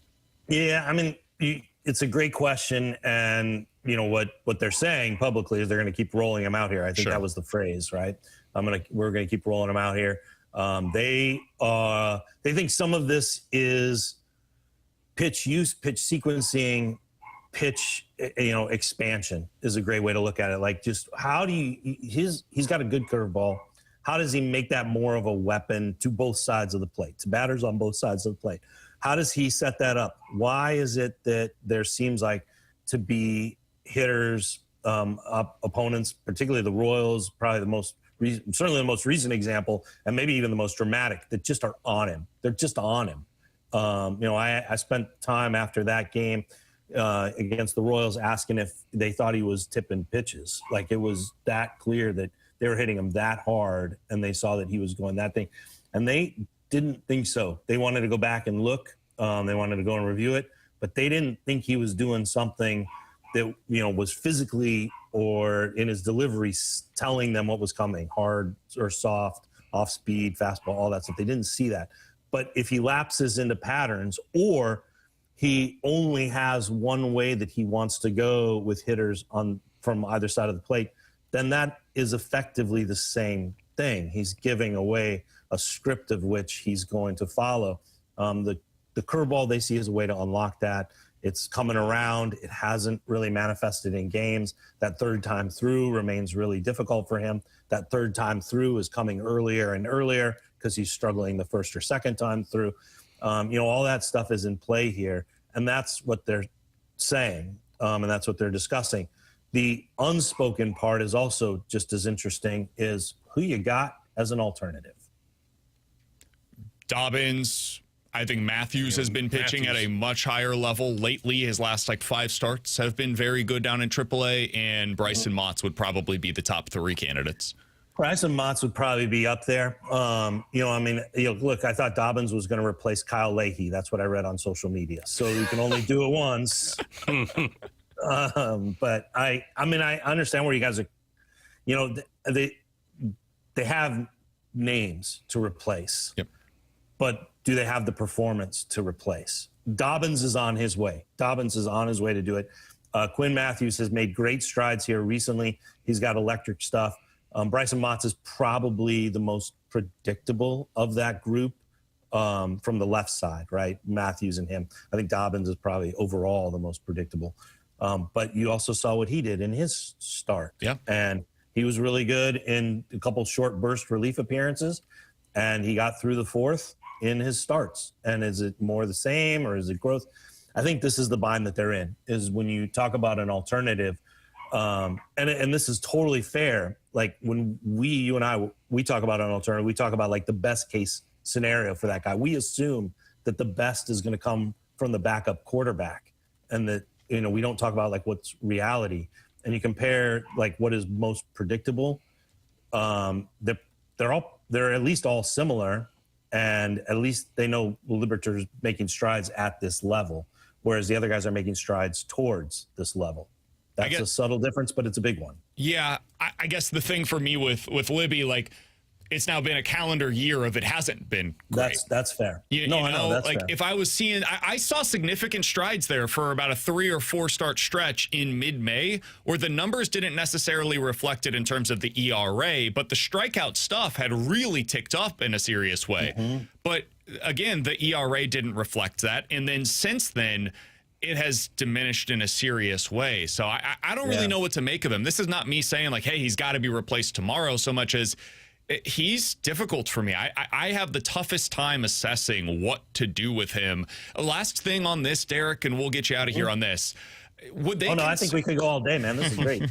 Would they consider making a switch with the catcher? If that's part of it, is he's falling into some kind of habits where it is becoming predictable, and in certain counts they know, all right, this is a fastball count for Matthew Libertor. He doesn't stray away from that, so I know what's coming my way.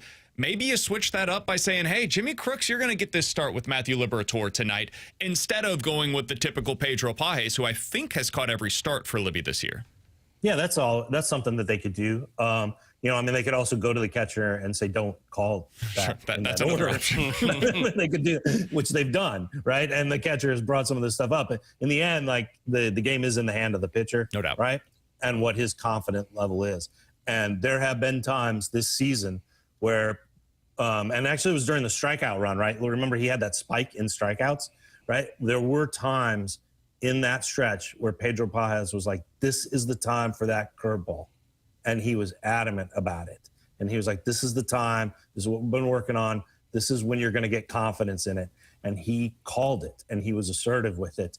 And he, at least once he got a swing and a miss and a strikeout with it. I'd have to go back and check my notes, which we don't have time for before the break. But it's just to give you a perspective on that. But if he goes to it and says, hey, man, we got to go to this, and Libertor's not feeling it at that moment, or he hasn't landed it. That's another part of this. He hasn't landed it, or he feels like the hitters are on it. That's on the pitcher working through that, and that no amount of visits from the mound or massive hammer presses of the pitch comm is going to change that. But yes, giving a different look, that's always something that's discussed, and it'll be something that they look into. It's a possibility. I just don't want it to be the sense that's what was, it was the catcher. It was the catcher. No, this is a sequencing, or this is a thing, or this is an ability thing and an effectiveness ability thing too, that it stems from the pitcher. Derrick Goold is the Cardinals beat writer for the St. Louis Post-Dispatch, does fantastic work, joins us each and every Tuesday here on BK and Ferrario. Derrick, great to be able to catch up with you, man. Enjoy the game tonight. We'll talk with you again next week. Looking forward to it, guys. I'll be in Atlanta. Yeah, talk to you from Atlanta. Was the the July test really comes into focus for the Cardinals. It's going to be a fun one. It's going to be a fun stretch right before the All-Star break. That's Derrick Goold, Cardinals beat writer for the St. Louis Post-Dispatch. Read his work over there. Follow him on Twitter at @DGould. Appreciate his time as always. Plenty more Cardinals coming up later today. We'll have Jeremy Rutherford joining us in the 1 o'clock hour. But next, a small trade-up is probably the most realistic option for the Blues. Doug Armstrong laid some breadcrumbs for that yesterday. We'll talk about it next year on 101 ESPN.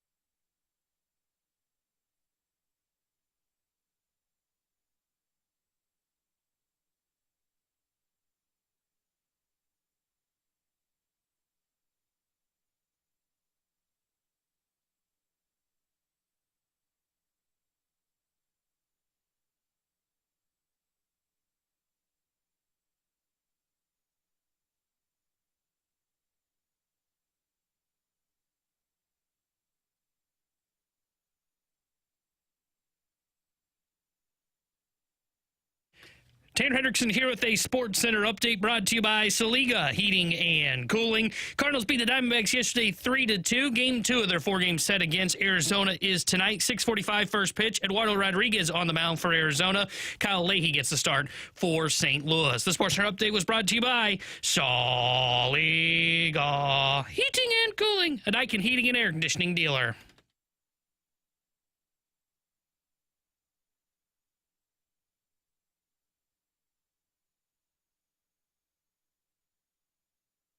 Obviously exciting week, especially when you have the number of first-round picks that we have. Our amateur scout has put a lot of work in since the trade deadline, making sure we're prepared to select at 11, 15, and 29, to move up a few slots, to move into the late teens, early 20s. There's a lot of different options that we have, and obviously the landscape has changed in the NHL regarding player movement, and so our pro scouts are excited about that part. So everybody's excited for this week to see how it unfolds. With Alex and T-Bone on BK, that was Doug Armstrong yesterday talking about what the Blues' plans are for this year's NHL draft. Alex, we've talked a lot about, hey, what do you do? Do you trade one of these picks for a current player? Do you move up? Do you move way, way up? Do you sit and pick? Like, there's a lot of different options for what the Blues are trying to accomplish.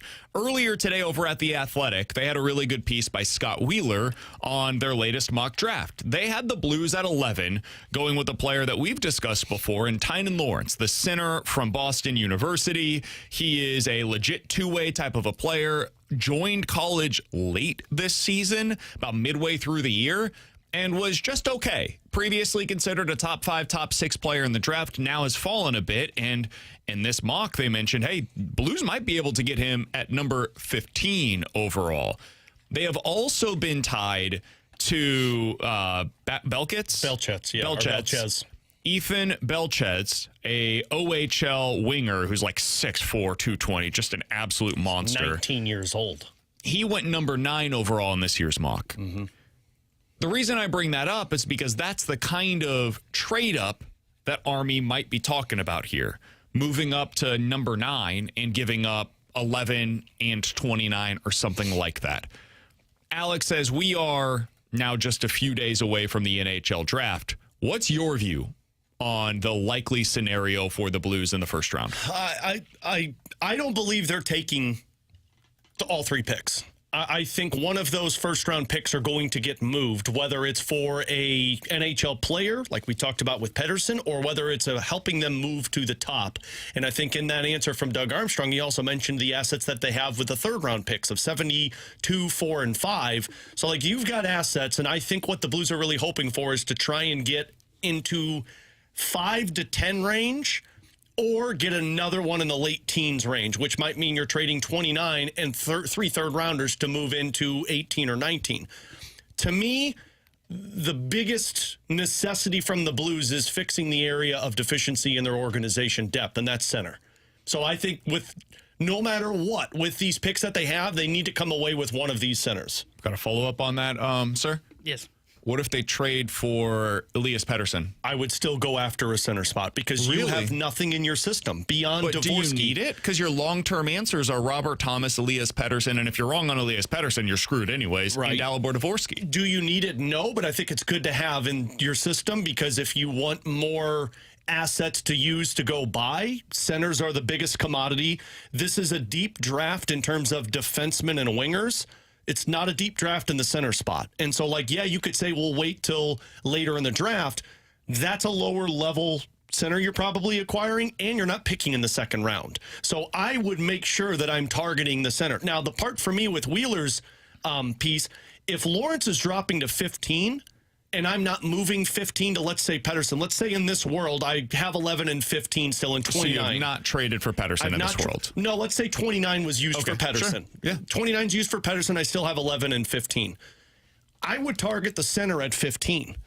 Maybe Lawrence drops, but there's 2 others that I'm pretty interested in terms of Alexander Command, who's a Swedish player, which probably who they're going to draft. He's ours. Or they have Oliver Savanto, who's a Finnish player who I think he's been comped to Barkov. So, like, That's where they could get Take that. 15. I don't think Swedes like Finnish people. You don't think so? Aren't they big rivals? Yeah, but I don't know. Let's not typecast people fine. here, Tanner.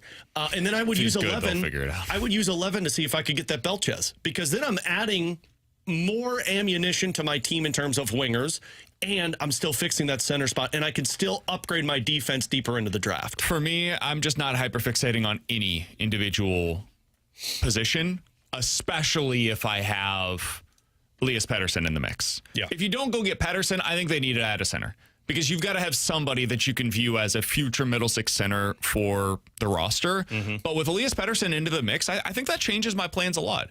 I don't feel the need to really go get one of those. I think in that scenario, you could, like, the thing that I love about trading for Elias Pettersson as it pertains to the draft is if you get it for 29, for example, if it's like 29 plus Kyrou for Pettersson, something along those lines. That's when I would consider moving up from 15 and 11 and making a big trade up for like one of these defensemen. Yeah. And going and getting just a stud. Like, can you get Keaton Verhoff from North Dakota as a right shot defenseman who really fits in well behind Colton Parayko or behind Adam Jiricek, depending on what your future view is of that side, or Daxon Rudolph. Like, one of these stud, high-caliber defensemen, I think, changes things a lot. I really like Carson Carroll's, and in Wheeler's draft, they have him going to 6. So if you could trade to 5 with 11 and 15 and get Carson Carroll's, then I'm absolutely with you there. I feel like for organizations, you like to have depth in the system, regardless if you feel like you're strong or not in a certain spot. And like, they've got wingers in their system that they could plug and play in second and third. They've got a lot of defensemen. Now, on the right side, I would argue that they don't, but they also got Jiricek and Mayu, and they've got lefties that can play the right side. Centers, I mean, once you get past Dvorsky, you're at Zach Dean and, maybe Dylan Dubé if they re-sign him. But I do think it's good to have centers, but in that world that you just painted, I would be ecstatic about that if you can get yourself a high-level defenseman to plug and play with an Elias Pettersson on your roster. Jeremy Rutherford joins us in about 10 minutes. Coming up next, it's time for the junk drawer here on BK and Ferrario.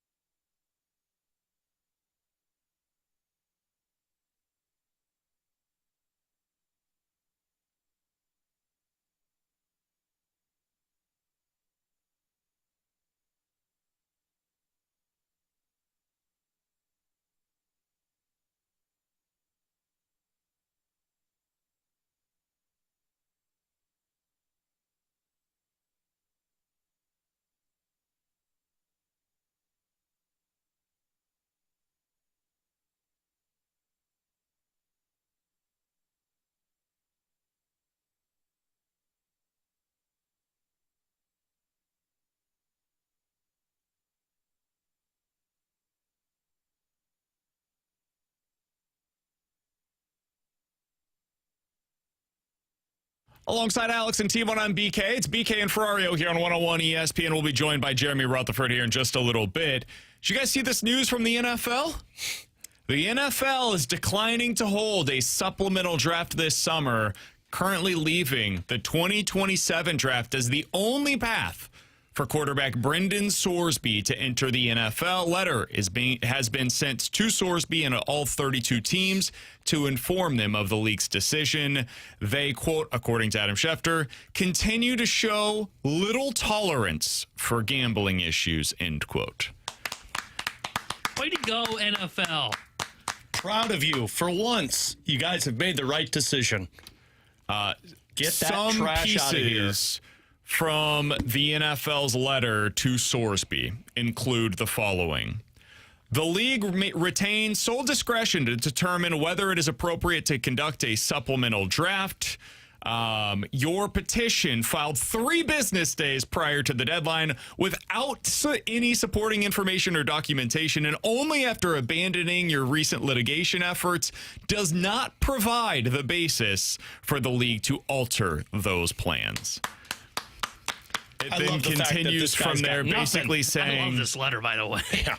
You messed up. Didn't take accountability. This is on for you. it. You're not a grown-up. Like, you can enter the 2027 NFL draft if that's what you would like to do, but in the meantime, this is your problem, not ours. Yeah. We don't want you in the NFL. Good on the league. Hell yeah, man.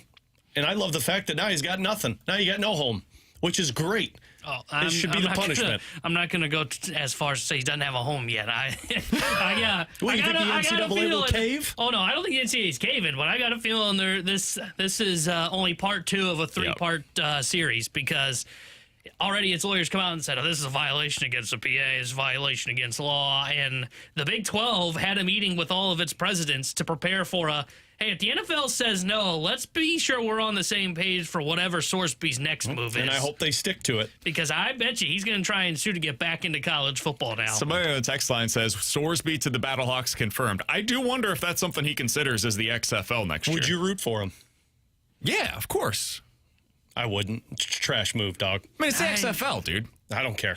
I don't think I would root for him. I can't support you. Are you serious? I can't support you when you do that kind of crap. I have the same tolerance as the NFL here. I've said this before, so I'm not changing a stance here. To me, you gamble on the pro sport you play in, and the XFL, though it is minor league football, is a pro sport. You are out. You are out, period. Not rooting for you. I respect that, truly. Like, you have the same stance on steroids that you do on gambling, and I respect that you're consistent with it, truly. For me, no, with the XFL, the NFL is different to me. With the XFL, man, I don't think you should have, excuse me. I don't think you should have any success with that type of stuff if you've done something this stupid. I don't think you should have any career success in that front if you're that stupid enough. It is 101, your time check, brought to you by Clarkson Jewelers, an officially ESPN. Licensed Rolex jeweler. Coming up in about 15 minutes, we'll do better to forget it. But next, Jeremy Rutherford joins us here on 101 ESPN.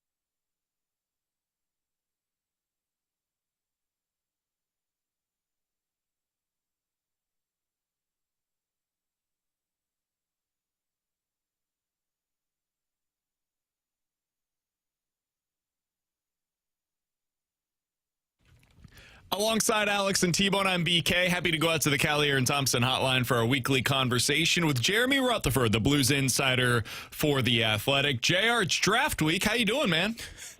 Doing well. It sounds like, Drance was hopping, wasn't he, earlier? Drance just painted the worst picture you can have as a beat writer with that drama that's been taking place. And you know what, JR? I want the player we talked about. Yeah, no, he's dealt with some stuff, some drama the past couple of years. But yeah, every conversation I have with Drance, whether it's in the press box, on the phone, even when I message him back and forth, I got to say that's the vibe that's coming through the phone. He's always on. I love that guy. He's so good. Do you think that Pettersson makes sense for the Blues? No. Damn it, JR! No.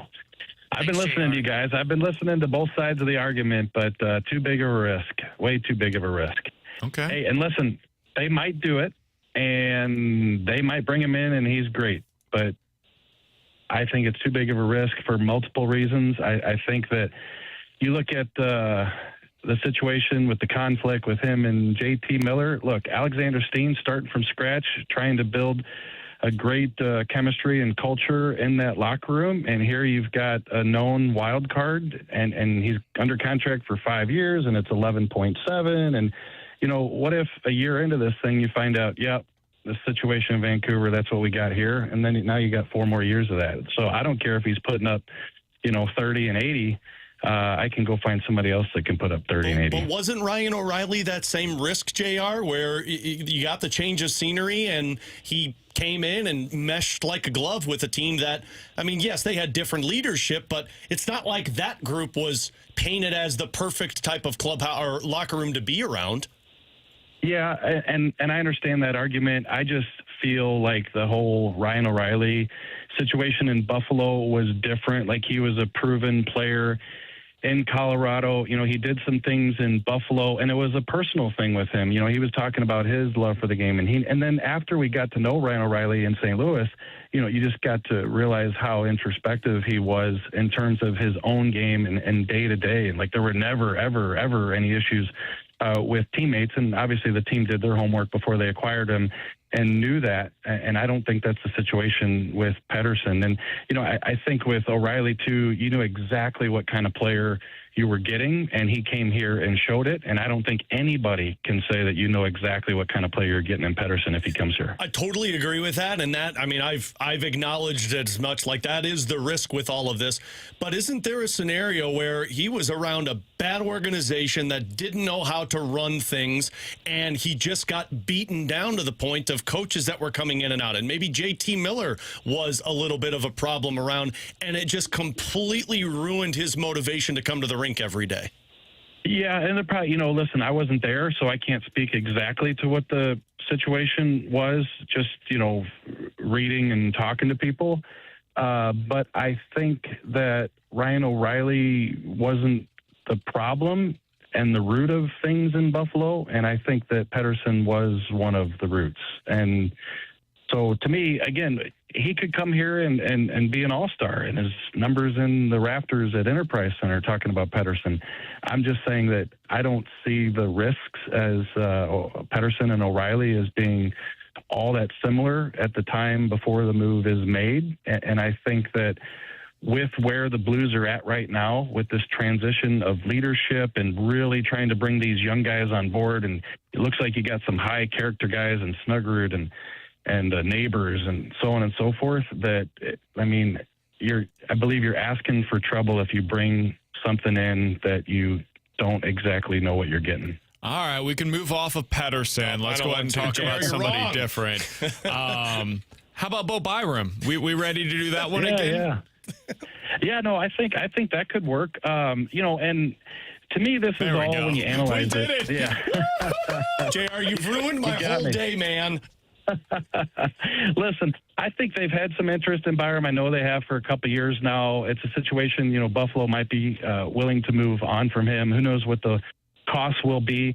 But, all this stuff, and, I thought when we talked to Doug Armstrong yesterday, like, how do you prepare this roster? How do you know who to go after? How do you know what deals to make when you've got a lot of these young players, like a Juracek coming in, like a Lindstein, like those guys, because that they're going to be ready, if not next year, to be able to contribute. It's going to be soon. So do you go out and get a reliable defenseman like a Byram who, can be here for several years? And, he said what he's said a number of times is you don't want to put these young players in a position to fail. So I think based on him continuing to say that, they're not going to rush these guys, even if those guys that I mentioned look like they're going to be ready soon. So I can see going out and making a deal for a Byram, and now he's in your top four with a Broberg, with a Parayko, with a Mayu, unless they certainly move out Parayko. But that's a name with veteran, reliable guy who fits what the Blues are trying to do age-wise and on the ice, and I could see them doing that. The other thing, too, JR, is, and I know you've done phenomenal reporting with this, the Jordan Kyrou stuff in terms of, look, you've learned that he's not going to approve a trade to Seattle, and I believe you reported that Ottawa's not an area that he'd be willing to accept a trade to. So where is he going, JR? Is this thing just starting to get narrowed down to where just plan on him being back, or do you still think there's teams that are interested that he is willing to go to? I got to be honest, and that's the situation. And listen, and I'm not saying this, but let's look at that situation for 1 second. And I'm not going to go directly back to Pettersson, but you guys are talking about possibly bringing him in. DeBrusque. I'm not saying this. People are saying, Jordan Kyrou the last several years has been like an enigma for the Blues, if you want to use that label for him. You bring in Pettersson and you don't move out Kyrou, now you potentially have two enigmas and they're both locked up for 5 more years. How are you digging out of that? So that's imagine that line though, JR. You've got talent. Kyrou, Booch, and Pettersson. I mean, how could that possibly go wrong? Defense and offense, JR. Hey, they're all 3 talented players, and it could work, but I think everybody can see what the opposite of that could look like too, right? So JR hates this interview, and he just wants this week to be over so Pettersson conversation can just end. No. We're having fun. I was looking forward to weighing in on this conversation, and hopefully I'm not poo-pooing too much here, because then we'll hang up. We'll hang up, and then it'll happen. Kind of like the time I said, I don't know if Snuggerud's coming, and then we hung up, and they announced he's coming. So. In all seriousness, though, JR, have you heard any places that Kyrou would be comfortable with, or is it right now more of, hey, I'm not going there, I'm not going here? What is your understanding of that? Yeah, so this stuff just kind of gets piecemealed a little bit. Nobody, calls you and tells you he's going to accept these 3 teams and not these 3, and the Blues have come to him with these 2, whatever. I mean, it's through conversations, through weeks and months, and you hear nuggets about places that he might be willing to go to. And, I had heard several months ago that he did not have interest in Seattle. I had heard at one point that, if the New York Islanders became an option, that would be something that might intrigue him. Ooh. But listen, weeks and months go by, and things change, and, he could change it. And then is my information still accurate? I don't know. So I'm just being upfront and honest that you do hear things from people who are in the know, and you give those, reports credit. But you just have to be careful with the information, because, as soon as you say it, all of a sudden there's headlines about certain teams. So, where's that thing going? Again, being honest, if I had to put a percentage on it or think about, hey, could it happen? Yes, I can see Jordan Kyrou being traded. Will it be before the draft? Will it be, July 15th or August 15th? It's hard to say. I just getting a feel for everything involved with what the organization's trying to do and their feelings on certain players. I could see them, if they get the offer that they deem the right one, trade Jordan Kyrou at some point. So, JR, I know that you were at that press conference yesterday with Doug Armstrong, and obviously there's not a whole lot that they leak in that conversation, especially a guy like Doug, but did you get the vibe yesterday that it seems like there are going to be a lot more conversations that the Blues are involved with between now and Friday night with the start of the draft? Yeah, it seems like it. And when I interviewed him back in early June, he said that's a June 20th question, not a June 1st. So yesterday was, after June 20th. So I'm sure, a lot of this stuff is going on behind the scenes. But yesterday, as Doug has done many times in those types of settings with that press conference, kind of mentioned every possibility. He said that we could do it through the draft. We could trade for roster players with our picks. Our pro guys are salivating, at the chance that, we could acquire some players. He said we can use free agency. He said restricted free agency. I said, does that mean you got an offer sheet ready? And he kind of laughed about that. So, I always hesitate to say I think the Blues are going to be active. We know where that goes. The joke here is that you say that and then it doesn't happen and people are saying, I thought you said the Blues are going to be active. It's just that if you look at the situation that they're in, they're really building. There's a ton of opportunity to do stuff. They've got the assets. They've got the players. They've got the prospects. They've got the 12 picks, 3 first-rounders. Not all these guys can play, so you can move them and feel good about it. You see the reports that they don't have upper echelon, upper-tier guys in their system, and now is a chance where maybe you could trade one of those what quote-unquote lesser prospects and picks to get up into the draft and take one of those upper tier guys, whether it be a guy who's going to be drafted this weekend or a guy that's already in somebody's system. So I just look at it like, hey, they're telling us that they want to be active and they've got lots of ways and means to do it. And now we just have to, follow what's going to happen in the next couple of days and see what they're able to get accomplished. JR, we'll have you on speed dial, man. Appreciate the time as always. We'll talk with you again soon. All right. Thanks, guys. Talk to you. We got a piece tomorrow on Ryan Miller, the Blues assistant general manager. He's behind the scenes for all this stuff, and sat down with him and a lot of people around the organization talking about Ryan Miller. So that should be up tomorrow at the Athletic. He's the cap guy too, right? Yeah. So he'll be the one in charge of making it work with Elias Pettersson's $11 million. Yeah, Pettersson and Byram work. Hey. Well, what I've learned in working on this piece is that Ryan Miller is the everything guy, not just the cap guy. Smart. Yeah. We'll find that over at The Athletic. Be sure to check it out over there. If you aren't already subscribed, please do so. It's well worth your time and your money. Jeremy Rutherford's work is fantastic. And honestly, their entire hockey department is really, really good over at The Athletic. That's where Thomas Drance does his work as well. JR, appreciate the time, man. Enjoy yourself this week. We'll talk with you again soon. All right, thanks, boys. Yeah, that's Jeremy Rutherford joining us as he does each and every Tuesday on BK and Ferrario. By the way, on Friday night, tune in to 101 ESPN as Alex and Donnie have the Last Minute Blues podcast. It's a 101 ESPN NHL Draft special. It's going to be on Friday night. That'll start here at 6 o'clock. It's supported by Jules on Hampton. Alex and Donnie have you covered all night long. They've got instant analysis, special guests, and reaction to anything that happens while the Blues are on the clock. Alex, I do want to pass this along. This comes from the Daily Faceoff. Anthony DeMarco posted this just a little bit ago. NHL trade buzz. Who's in on Ducks McTavish and what Sabres Byram wants on the next deal? Byram is, as we've, I think, known at this point, looking for somewhere in the $10 million range. Mm-hmm. And for the McTavish aspect of this, he is reporting that the Calgary Flames are interested in McTavish. However, they have been told that they do not have what the Ducks are looking for and that the Ducks are looking for, quote, hockey deals, end quote. So that is more money in, money out. Give us something that can help us right now. Yeah, they want, and that's why, like, it makes sense that if the Blues were interested, because I believe it's not just a hockey deal. I think they want defensemen in return because they're not getting Carlson back. You're not getting Trouba back. There's potentially no Radko Gudas. Their entire defense needs to be overhauled, and this free agency is not a great spot for defensemen. So, like, to me, if you want McTavish, you're probably talking Parayko. Mm-hmm. And I just don't. You want to talk about a risk for Pettersson? I'd rather risk the 29th overall pick and take Pettersson on than take McTavish on and give up a defenseman. But do you consider doing Parayko for McTavish and then making a separate deal for Byram, where you do like Kyrou plus 15 for Byram? You're getting better offensively from your defense, but you're getting worse defensively on your defense. You're also getting about 10 years younger.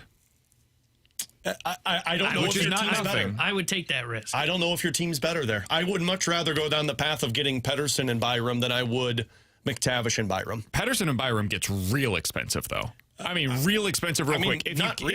If you're taking on the full salary of Pettersson, yes. But if we're talking $9 million for Pettersson and $7 million for McTavish, and Byram's going to be the same price no matter what. But Parayko's on your team? Or no? Yeah, Parayko's on my team. Yeah, that's $6 million that's on your team. That's not on mine. But I'm getting rid of $8 million with Jordan Kyrou, and I'm replacing it with Pedersen. So but really, I'm just taking on 10 mil. I also have the $8 million off. But I'm just taking on 10 mil. And you can make 10 mil work. For this year is fine. And moving forward, you can make this work as well. It gets very tight. I don't think it does. We went through this together. Now, it gets tight if Snuggerud gets super expensive or if Hofer gets super expensive. But does anybody think Snuggerud's going to be a $10 million player? I think it's very possible in the new cap. I don't think so. Not on this next contract right away. Maybe down the road. But down the road, I'm not as concerned because you bigger contracts have no flexibility in that scenario. Like you're not adding to your core, and the wiggle room is basically gone. And I don't know if I need flexibility in that spot. I've got my roster set. I've got my guys set. This is what I'm going with. And guess what? Is that team winning a cup? It's closer to it than McTavish and Byram, in my opinion. Maybe, but in my scenario, you've got flexibility as well to continue adding.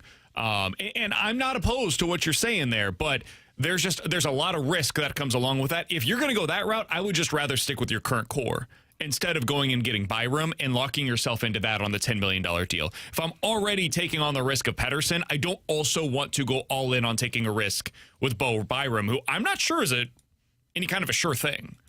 You know, I think there's some risk there that he's not as good as people suggest, and that he's more of a $7 or $8 million player than a 10 to 12. Mm-hmm. And he probably fits best as a second pair defenseman. And in this scenario, he's probably your number one.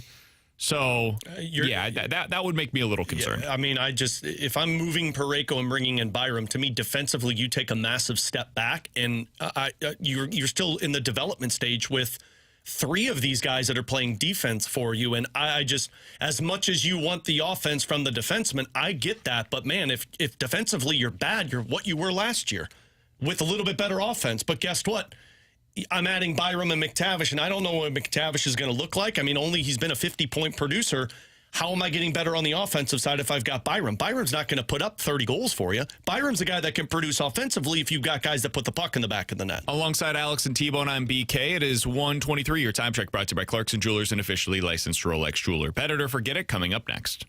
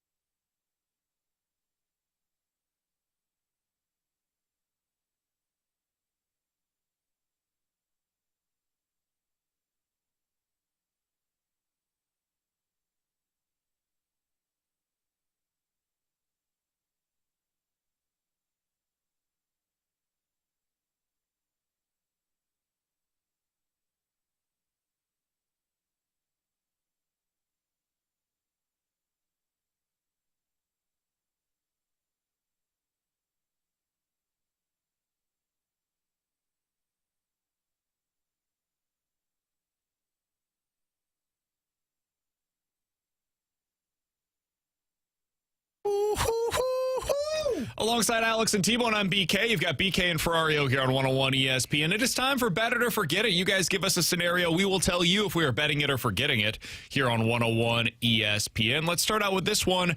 Guys, bet it or forget it. The Blues will trade for a player making at least $7 million by the end of the first round this weekend. I'll bet it, because if they make a trade, I think that's really the only scenario, because that's what's out there. There's not a lot of guys that are on entry-level deals or on cheap deals. I mean, McTavish, Robertson, Byram, Pettersson, all of these guys are going to be making north of $7 million. So you're missing the biggest one. Huh? Jake DeBrusk. Well, he's making 5, so technically you're forgetting it there, which, no siree. I'll bet it. I think I'll bet it as well, but, man, I say that with such little confidence. I have no clue where they're going to go this offseason, but I kind of tend what Alex said. If they're going to trade for somebody, they're probably making north of that dollar figure, so I'd say bet it.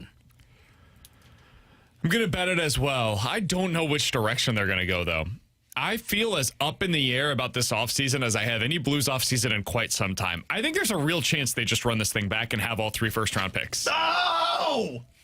I also think there's a real chance that, like, Elias Pettersson is here by the end of the weekend. So, or McTavish or Bo Byram. Oh, yeah, or Kyrie's out for a draft pick. Like, I don't know. I think there's a chance that Binnington's not on the team by the end of the weekend. I don't know, man. Like, there's so many different paths that this team can go.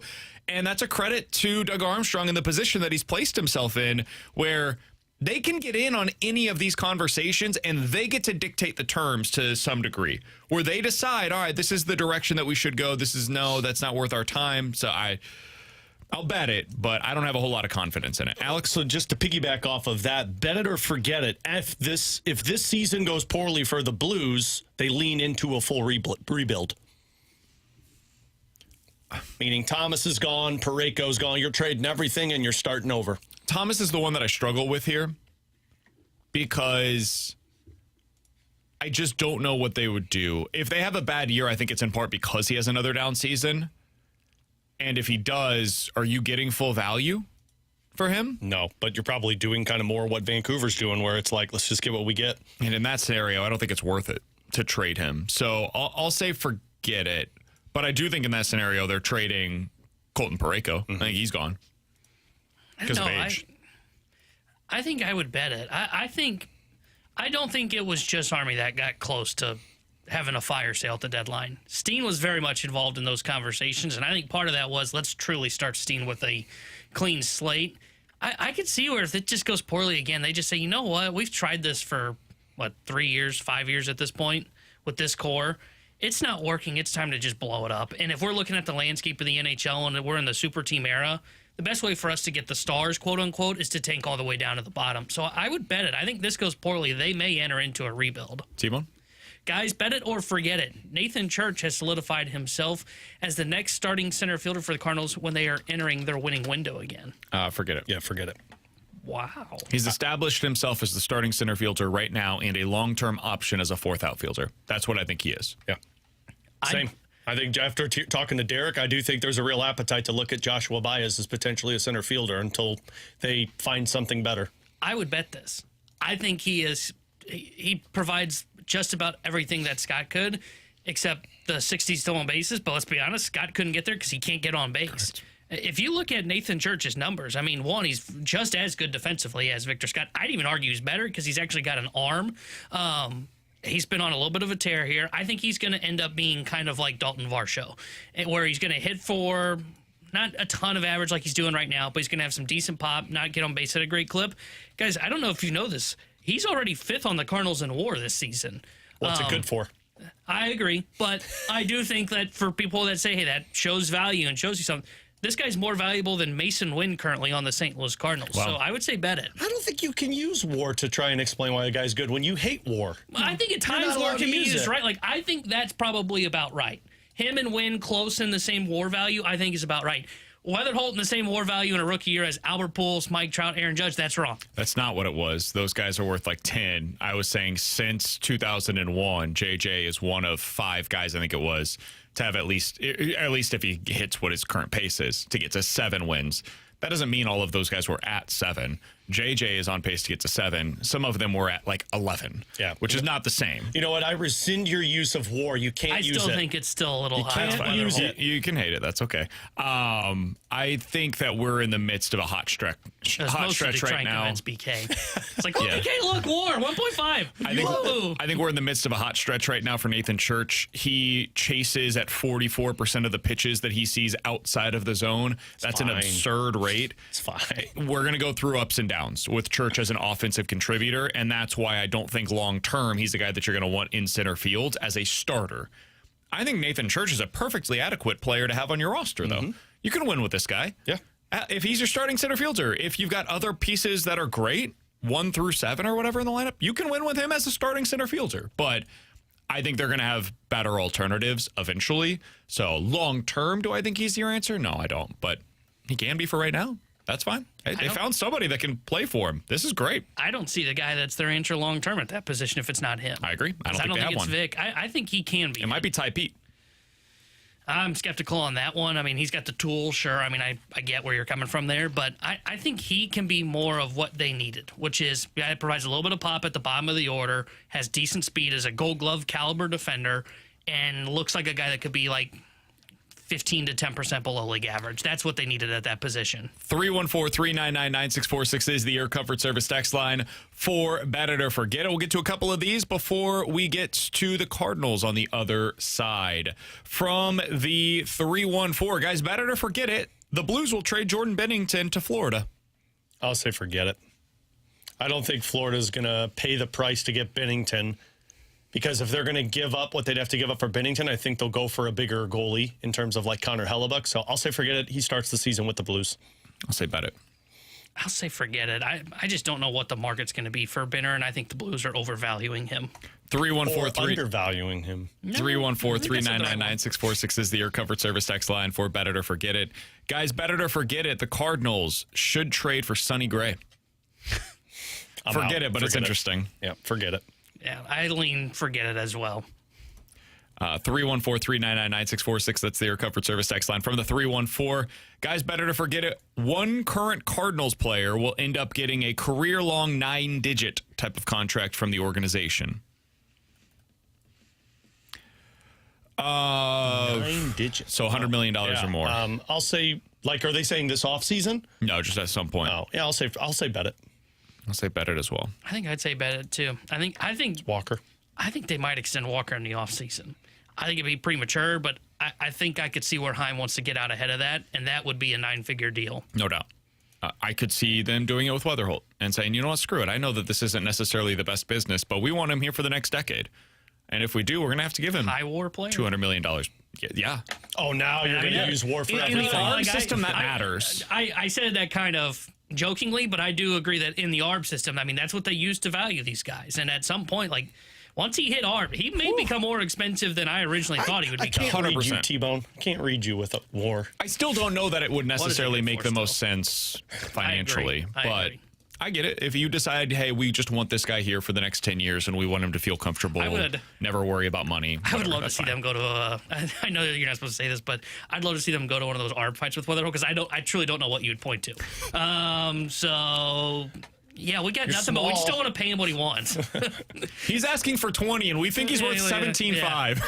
That's a Mo move right there. Alongside Alex and T-Bone, I'm BK. Coming up next, the Joshua Baez buzz has gone national. We'll tell you about it next year on 101 ESPN.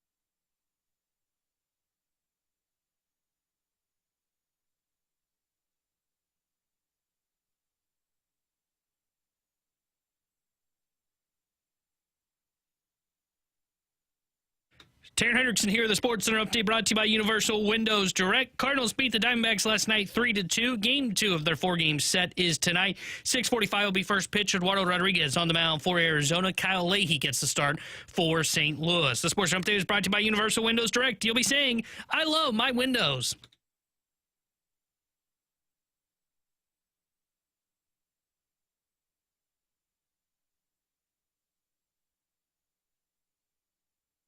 Big news in college sports. The Division I cabinet has officially voted to approve a new age-based eligibility model, which means you get 5 and 5.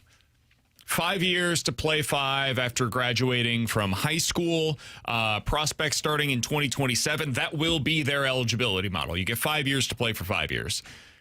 According to John Rothstein, prospects for this upcoming year and people with eligibility still remaining after this season will get whichever model works best for them. In other words, you get 5 and 5. So starting this year, everybody gets 5 years, I would guess, is the way that model is going to work. NCAA like high fives when they make rules, and then they're like, wait, there's a hole here. What do we do with that? Why did they not just clarify that in their ruling, right? I don't know. Why not just say everybody gets 5 years of eligibility? If you're in now, you're a senior, guess what? You get one more year. Yeah, everybody gets 5.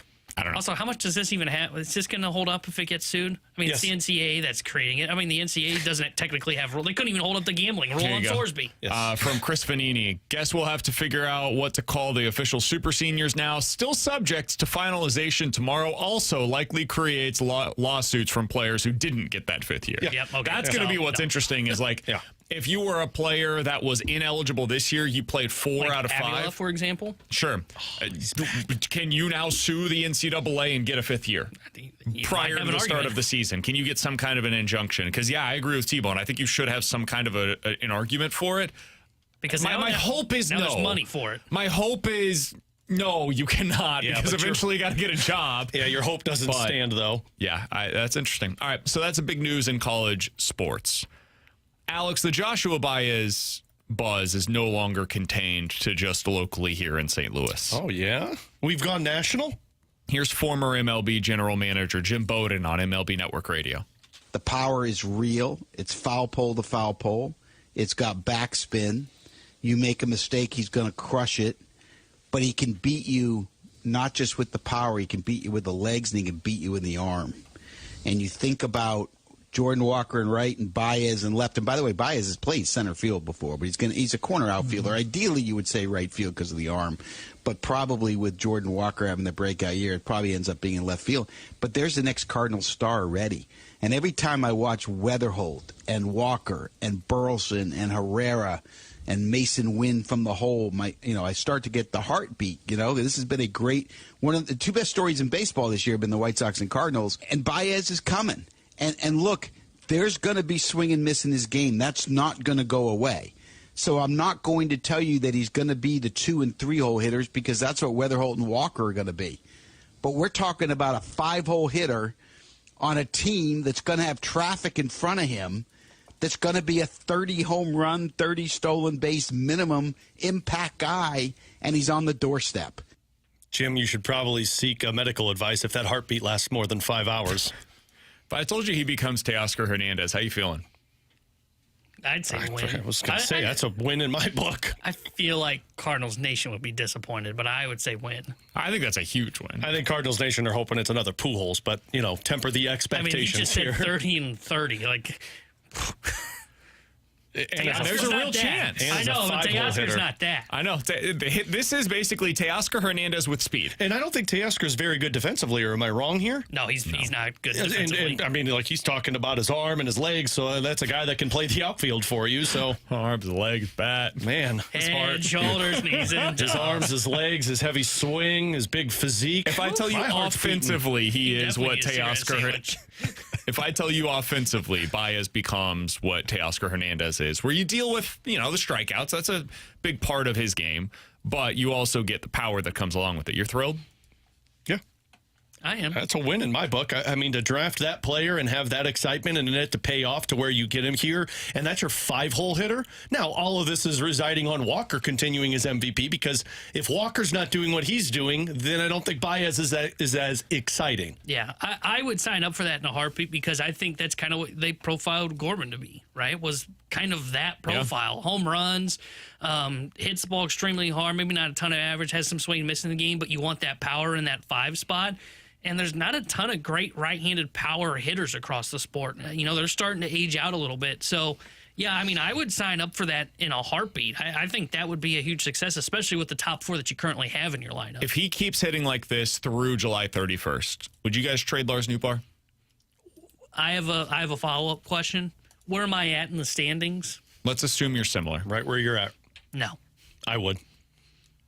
I try and get a pitcher back that helps my rotation, and I would say Joshua Baez, as much pressure as it is, we think your power can play in this spot. Let's say nobody's offering you major league pitching for Newt, because if they're going to trade for Newt, they want to be able to win right now. So you're getting a prospect. No. A pitching prospect for Lars Nootbaar. No, I'm not doing of significance, like a Durangelo Sanger level of prospect. Then that's an off-season move for me. You're not getting the same level of prospect for one postseason as opposed to 2. Yeah, I don't think you always have to capitalize on the value of players when you're trading them. And I think this is one of those where you're in a playoff spot. You say, you know what, Baez, there's still some things to try and work on down there at the minor leagues. Like, I'm looking at his percentile rankings from June 1st to yesterday. Bernie Miklasz tweeted this out yesterday. Yeah. He's first percentile in walk percentage. He doesn't walk, and he still misses a lot in the zone. So there are things for him to continue to work on. Will they ever get better? You know, maybe not. But I think you can continue to keep him down there, and it's not the end of the world. This thing called depth is important. Can I change my answer? I'd still do it. The more I'm thinking about it, you got to put this guy at the major leagues. I brought up percentiles? No, the more I'm thinking about it, like, I just don't want to be hypocritical, because I do think there's a bigger picture that should be focused on. And if I'm getting a Durangelo Sanger back in return, and I'm adding a guy that does have 30 and 30 potential to play major league games for me, that's great that I'm in the wild card. Hopefully my team can still withstand where they're at and battle for that playoff spot. I want Baez to get those reps. I think I'm with T-Bone. I think I would keep Lars Nootbaar. And, man, the Joshua Baez profile is very similar offensively to what Pete Crow Armstrong has been. Ton of chase outside of the zone, very free swinger, does not walk, big strikeout rate, hits the ball incredibly hard. And when he connects, like, I don't know if you guys have seen, but Pete Crow Armstrong's on a bit of a heater lately. He's been awesome. Just like he was in the first half of last year. And then the second half, he was a disaster. He was so bad offensively. Now, he's great defensively, so he makes up for it in that way and still has value even when he's not producing as an offensive player. I don't know if that same thing will be true for Joshua Baez, but I would let him have this time to develop. And if they decide, hey, we think we can play one of these guys in center field and maybe Nathan Church cools off at that point, all right, then you can have both in the outfield. Or you could use one of them in the DH occasionally. But for right now, I think I would just continue along with what you've got. This offense is not the problem for the Cardinals. It's their pitching. Yeah, and if Church goes cold, like that wasn't – I didn't ask that as a other follow-up question, but if Church goes through a Gorman stretch – all right, now we can have a conversation about putting him or Nootbaar in center field and going from there at the deadline. But right now, with Church playing well, to where I said there's a chance he's your everyday center fielder when you're winning again, there's just not a spot for him. And I know Derek had mentioned, they could open up that DH spot.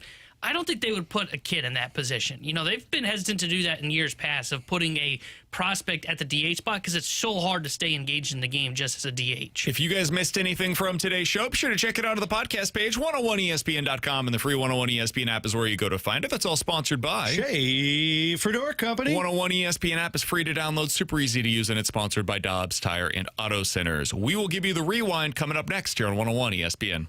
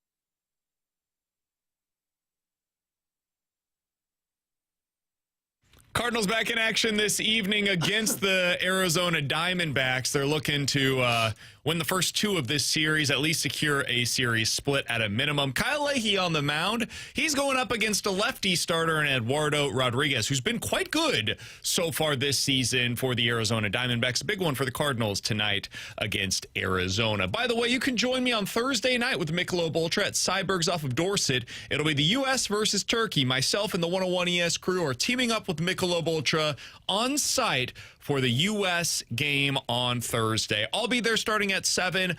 The kickoff for that one is at 9 o'clock kickoff. The first pitch? Did you almost say first pitch? Yeah, kickoff's the right terminology. He was thinking of the pitch, though, because they play on a pitch. So technically he was right. Nice. So, like, the beginning of the game is on the pitch, and the first pitch So would be anyways, there. Thursday at 7, I'll be at Cyberg's off of Dorset in Maryland Heights, along with Michelob Ultra. You can get all of the info at 101ESPN.com. Idiot. I thought he was thinking of something else. Why I got confused, too. First pitch. How you guys feel going into tonight? Cardinals get a win or no, Alex? I say no with Leahy on the mound. Bullpen comes in early, and it blows up quick. Yeah, I'm not feeling good with Leahy on the mound. I'll say they lose this one. I'll say 6-4 they'll lose. I think it's going to be a, relatively speaking, low-scoring affair. I think it's a 4-1 game, and I think the Diamondbacks get the win. I 5-2 also loss. am worried about the Leahy experience. I'm very curious to see what this looks like over the next two starts with Leahy and Libby. Feels like important starts for those two. Liberatore even more than Battle what of we've got the for L's. Leahy tonight.